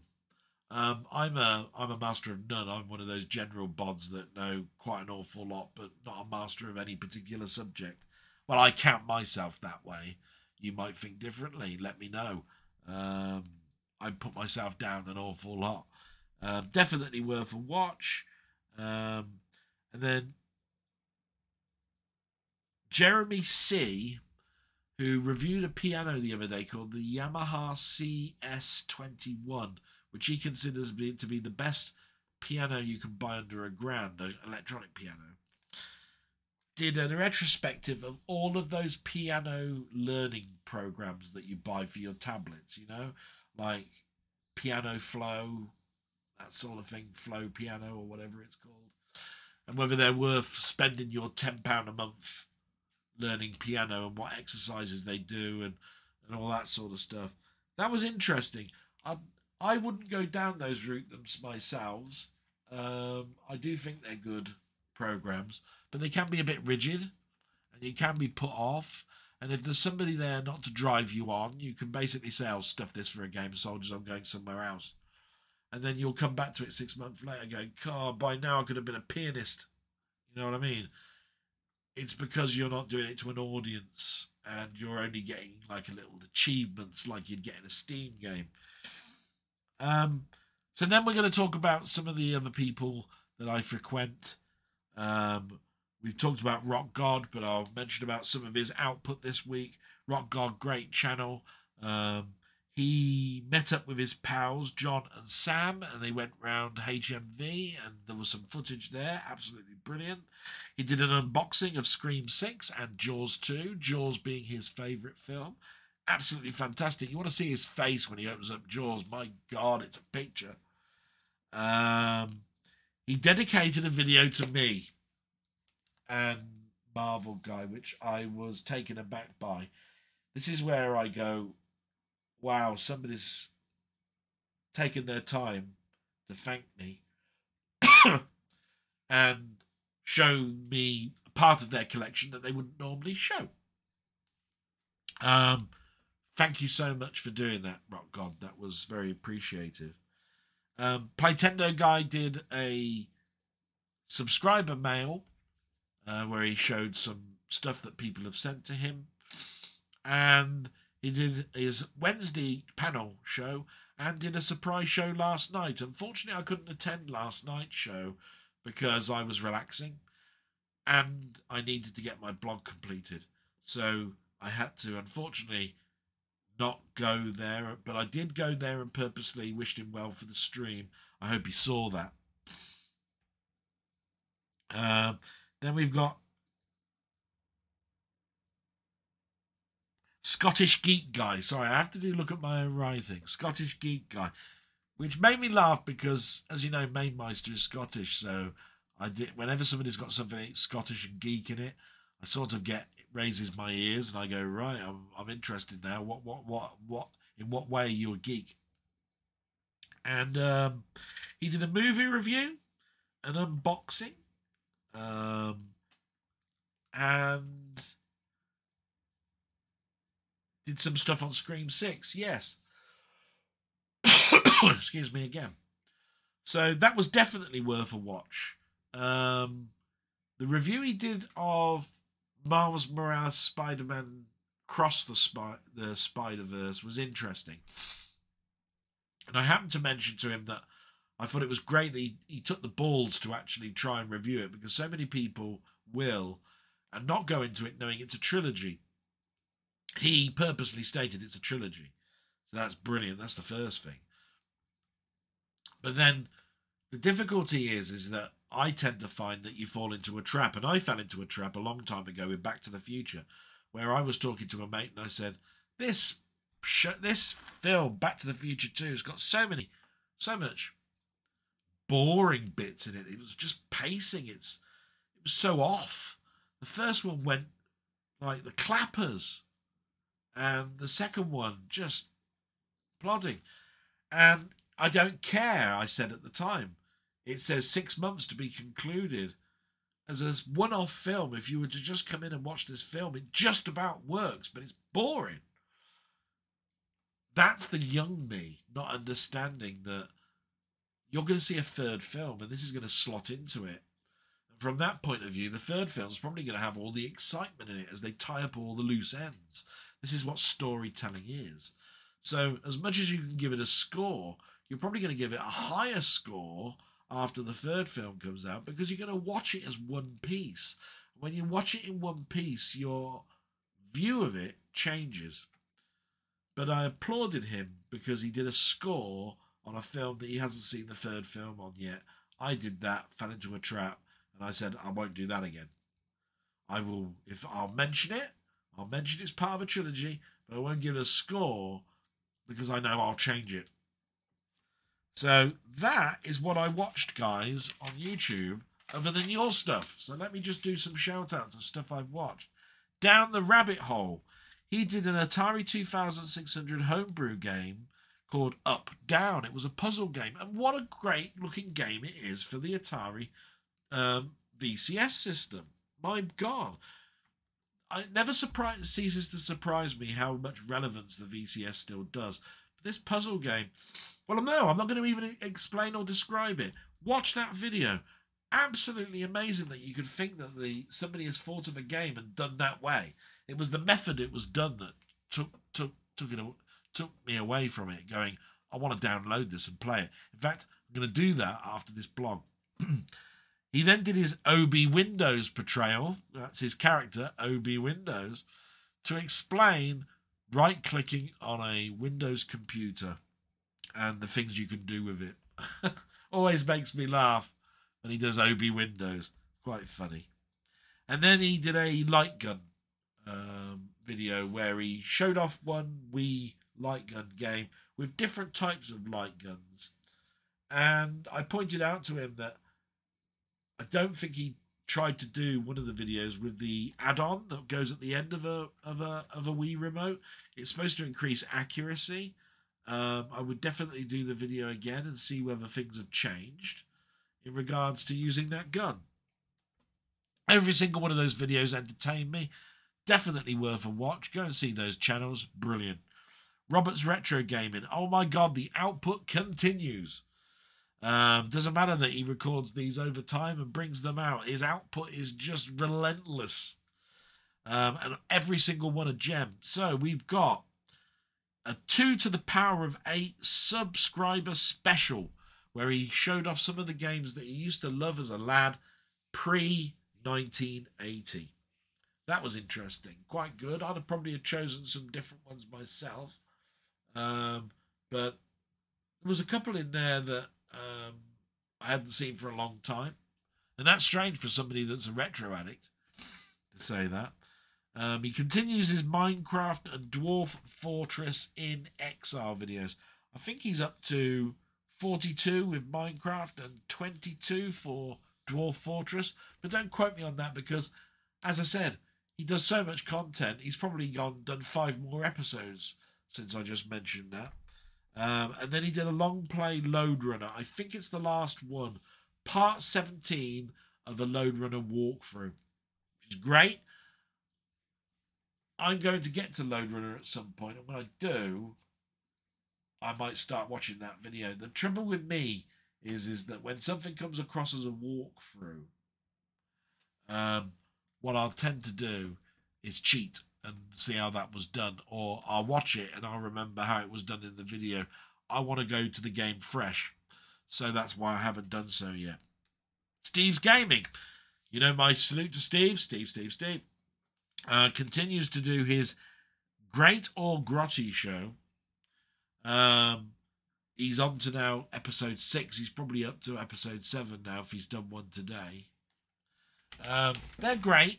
He randomly chooses a game that he can play on the Mister, first of all.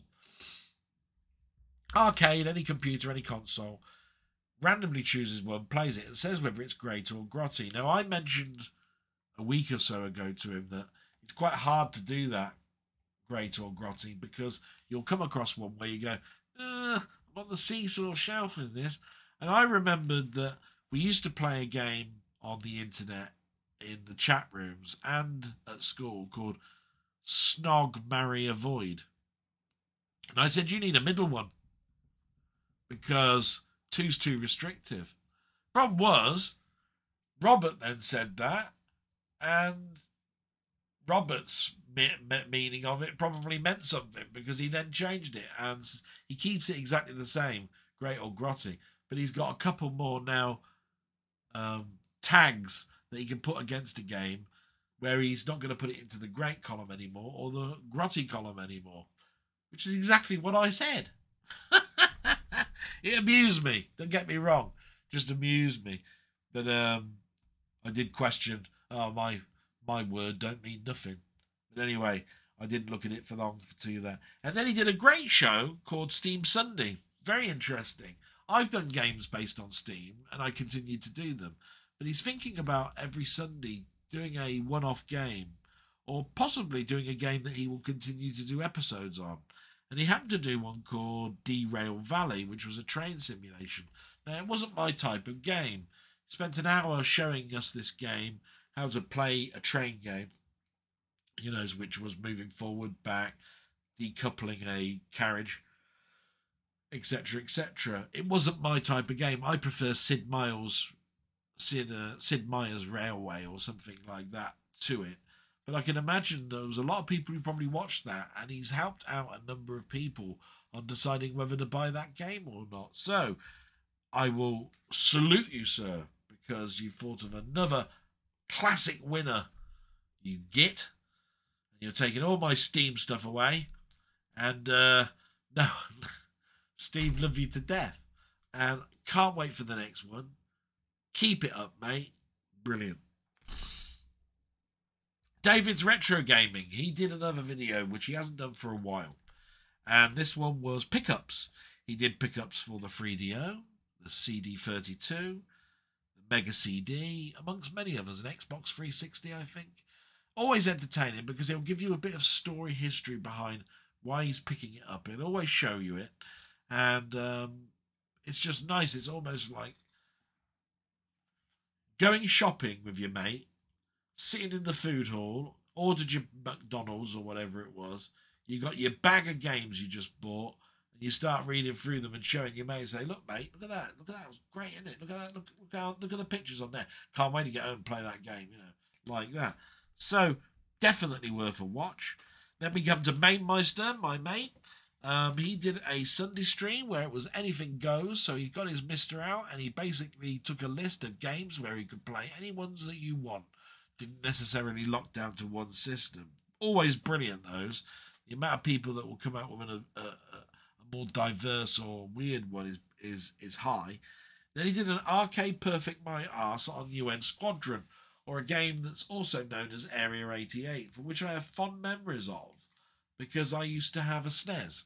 And I believe the SNES version is the superior version. In fact, in some ways, it's better than the arcade. And I think he came away thinking that himself. We then come to Ponder, who did a YouTube Sunset Riders arcade high score kerfuffle and didn't do too badly in there. And I also managed to just turn in at the end and watch him do Beam Rider on the Commodore 64 on his Twitch channel. Yes, this guy is on YouTube, he's on Twitch, he's on Discord, he's everywhere. You can't lose the guy. He's absolutely brilliant. And then lastly, but not least, Magda K, or Magdalena. Last week I was explaining to you that she's doing a couple of pet projects. This week those projects are coming to fruition because she's got her furniture turned up. So she showed her what her apartment looked like before the delivery people arrived, and then she showed it after where all the furniture was out and so forth, and it looked absolutely lovely. And I would totally recommend any of those shows to go and see. And we're approaching the end now, guys. Thank God for that, probably, you're thinking. But just to let you know that on TV I watched sort of the similar thing as I've always done. It was Star Trek Strange New Worlds and Marvel's Secret Wars. And that's because I've been not very well. Blurry vision and falling asleep have been two things that have been happening to me. And from that point of view, it's horrible to try and sit down and watch a film or watch a TV program only for you to get dizzy vision and stop. Or you just fall asleep and wonder where 2 hours of your life has gone. And then you've got to go back and watch the beginning again. Yes, it's not been a nice time. So I'm going to show you the things I bought. Yes. And there's a couple of big things here. So let's just talk about that Superior Spider-Man book, shall we? And we'll change cameras. Oh my God, I keep forgetting that I need to do things like this. So there's my camera, look. So the Superior Spider-Man Omnibus has come in. It's quite a nice looking book. An interesting life in the age of Spider-Man here. This follows the milestone 700th episode of Amazing Spider-Man. And what happened in that story? There was an arc from issue 600 to issue 700 that went through the whole of that core of that magazine about Doc Ock.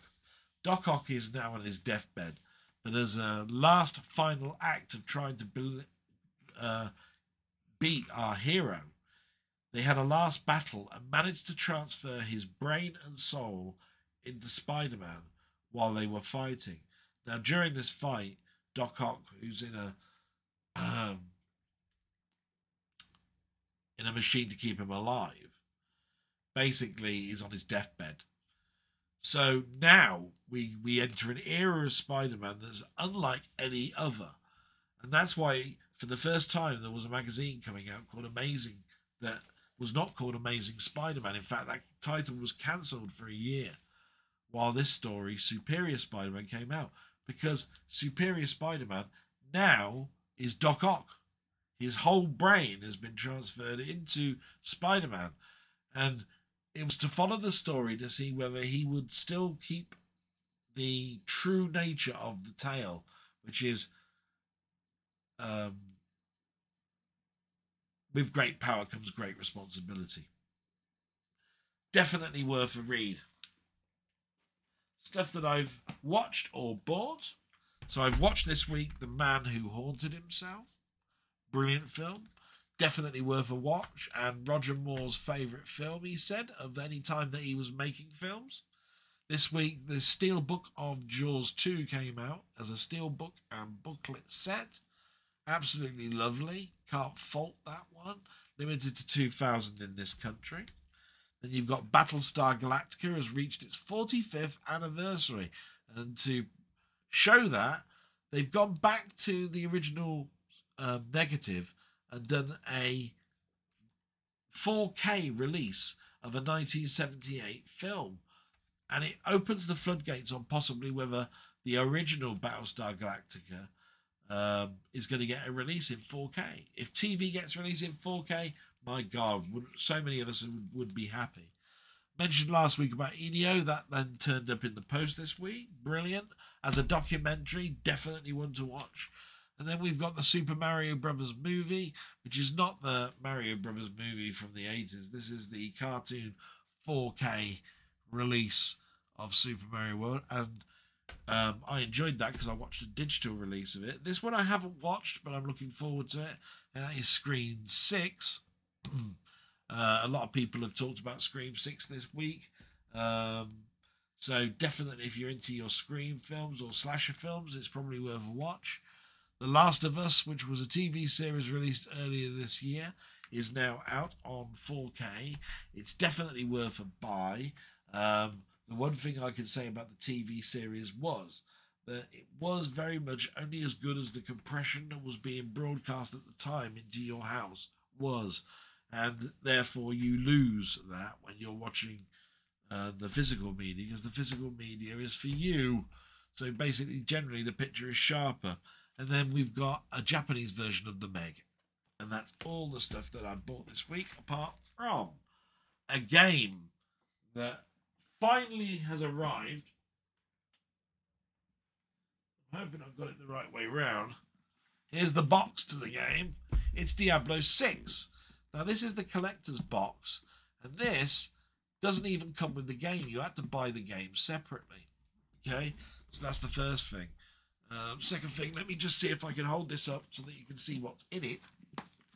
In case you're thinking of getting one, I think you can just about still get it. Just bear with me a moment, because it's very unwieldy. I have to get up. But that's what you get with it. There's an art book. There's a candle, which is a USB candle. A cloth map pinned to the game, an art book, some art prints, and a cloth map. Yeah, so quite a lot in here, but it's just beautifully presented. I've got this here, and I'm just going to open it up. It opens up dovetailed like this. Magnetics as well. Then you get these lovely art prints, which you can just, they're framed already, which you can just put up. And they've gone to so much detail with these art prints and so forth in this box. There we are, there's Lilith, Diablo 6.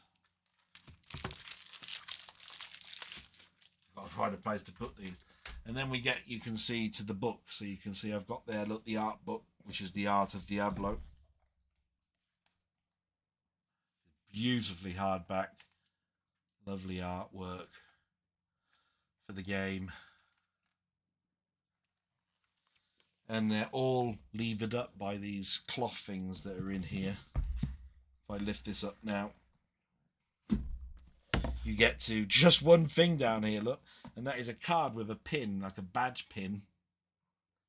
Look how beautifully designed this box is. And that then has to go back with the cloth coming up, and then this one with the cloth and the art book, and it has to go back there, look, with the cloth, so that you can get it out of the set a little bit later on. And in here I can only show you one thing because I haven't gone any further. This is the candle, I believe, and the cloth map is below there, and it even comes with rose petals representative in the game. They have a symbolism, these rose petals, etc., etc. So in there's the cloth map and so forth. But just look how intricate this all is, all done in a lovely box, and it all just slots back in and closes itself up with an embossed Diablo Hell Gate cover, which is, if you play the game, when you load it up, this door is there, you walk towards it, and then it opens up and you start to play the game again. It's lovely. Diablo 4 emblems all the way around. And so I got through without being too dizzy. And I'll just switch to this camera view. I'm going to do the media stuff now, and hopefully there'll be no copyright strikes that will stop this. These are just things on what I've just shown you that I bought or what I watched this week. Maybe they'll give you an insight on whether it'll be something that you'd like to watch as well. So we're going to get up media player. Let me just do that while in the background. Set that back up. Just bear with me.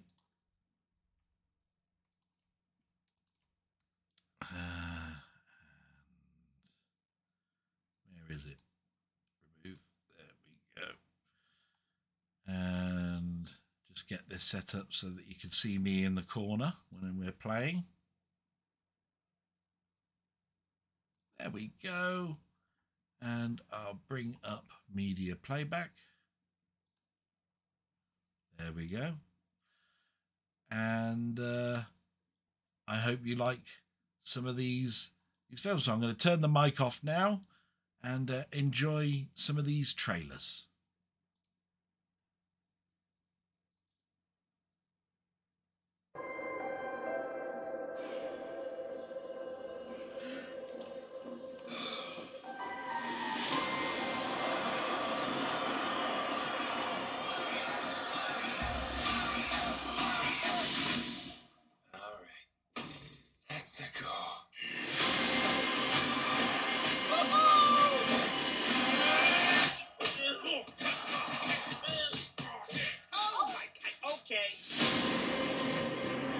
Not sure if you know who I am, but I'm about to rule the world.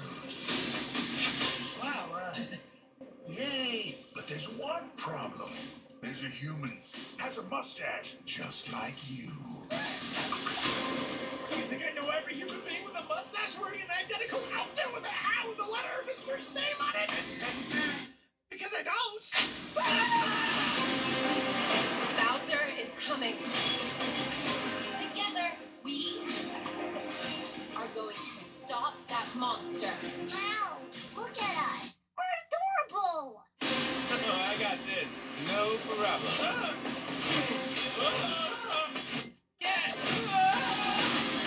Come on, Mario! Our big adventure begins now! Get it off, get it off, get it off!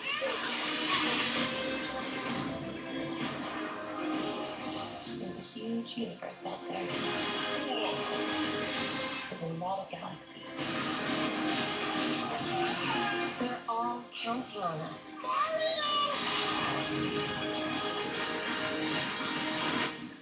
No pressure.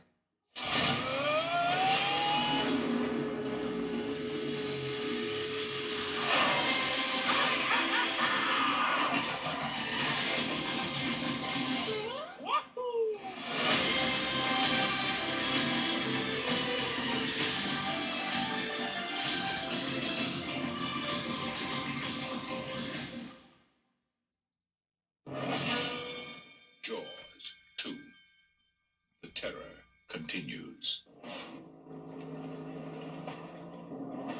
In all the vast and unknown depths of the ocean, how could there have been only one?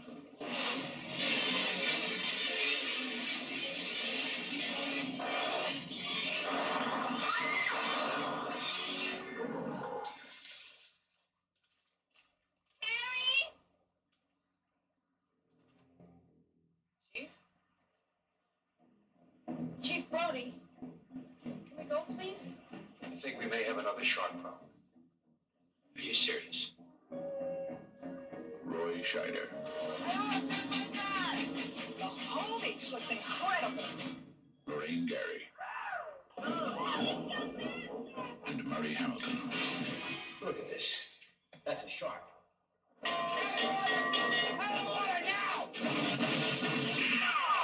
Look, Brody, you started a panic on a public beach. Now, what if somebody decides to sue us? That's a shark. Did you ever stop to think about that? And I know what a shark looks like because I've seen one up close. And you better do something about this one because I don't intend to go through that hell again. Don't press it this time. Mike is out there.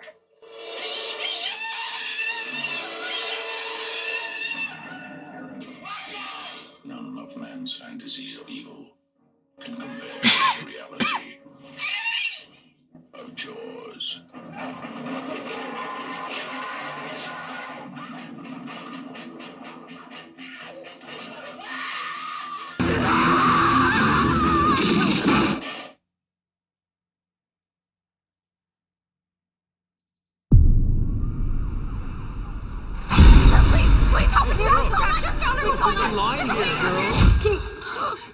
You got a problem here, guy?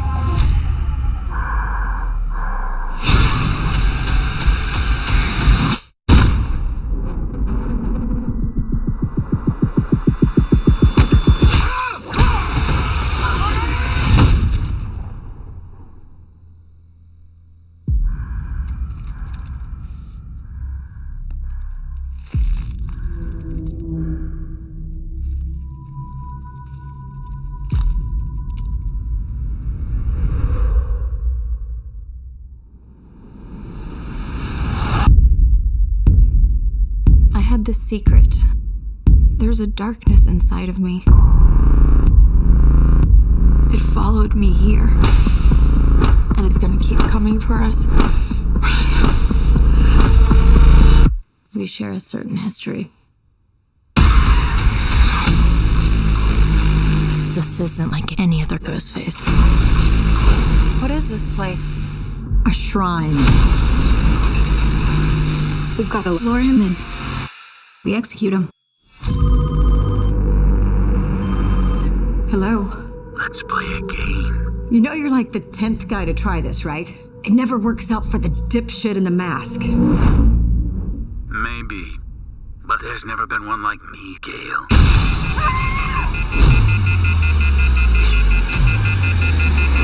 I'm something different. That's why I'm gonna shoot you in the head.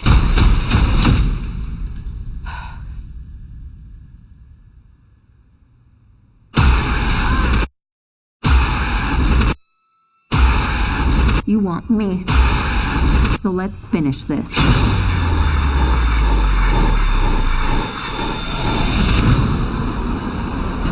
Guys?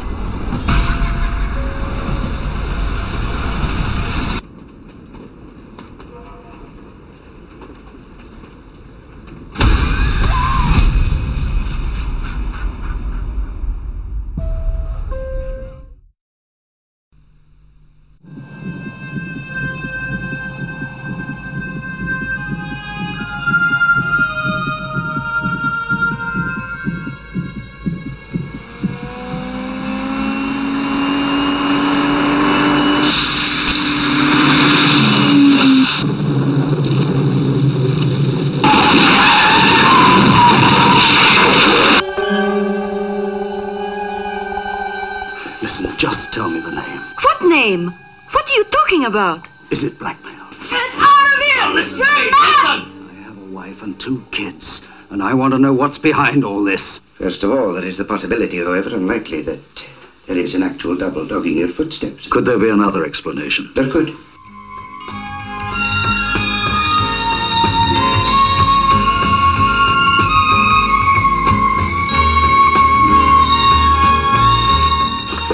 Is all this true? All these times I've been coming here. You don't remember? None of it. It's not possible. If you want other women, you can have them. Eve, I don't want other women. Well, you certainly don't want me. How many times do I have to tell you I've never seen her?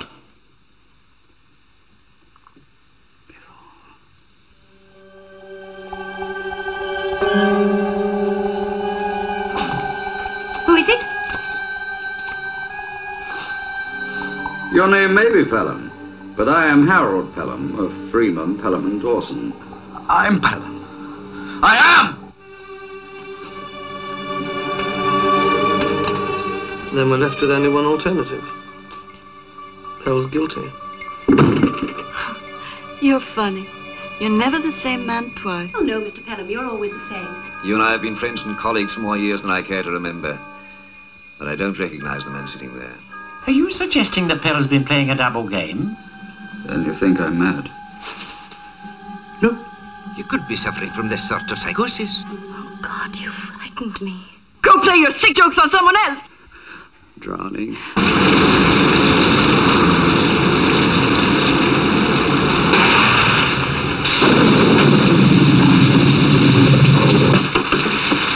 Who is he? Where is he? I want to see him!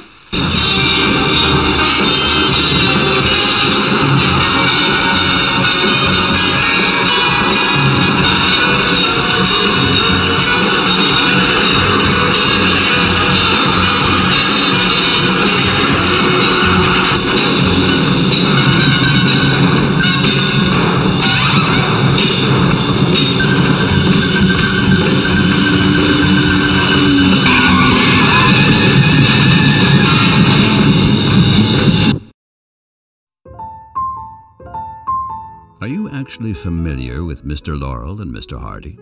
No? Never heard of them before? Never seen them before? Oh yes, of course you have.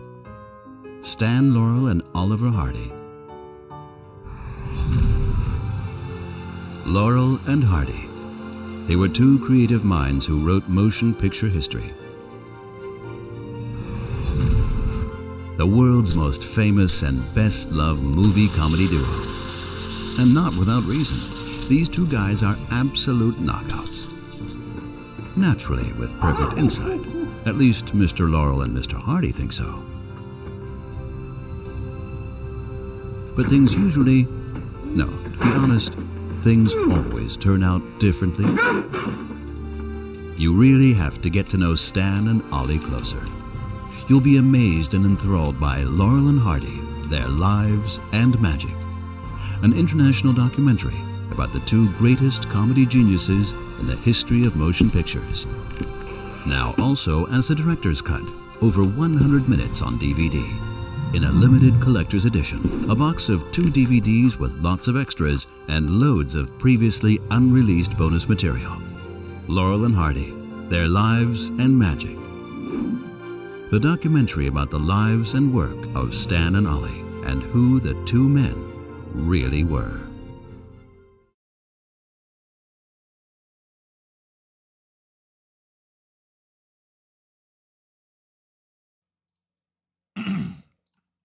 And you'll have to excuse me there because I made a mistake. Now, I always fret over this last bit because one of the things is I'll probably get a copyright strike. Even though it's a trailer and I'm not monetized or anything, but it's really for your entertainment. And they're all on YouTube, by the way. But the second one is always it's because of the music or the IP itself. So the one that I got the problem with there was I turned off the desktop audio rather than the mic. So the mic is how you were listening to the Super Mario Brothers trailer. Now, that might end in my favour because depending on how bad the audio was, I might not get a copyright strike. So we'll leave it as it is. The last bit, Laurel and Hardy, is for a friend. we were talking about Laurel and Hardy the other day, and he said, did they hate each other?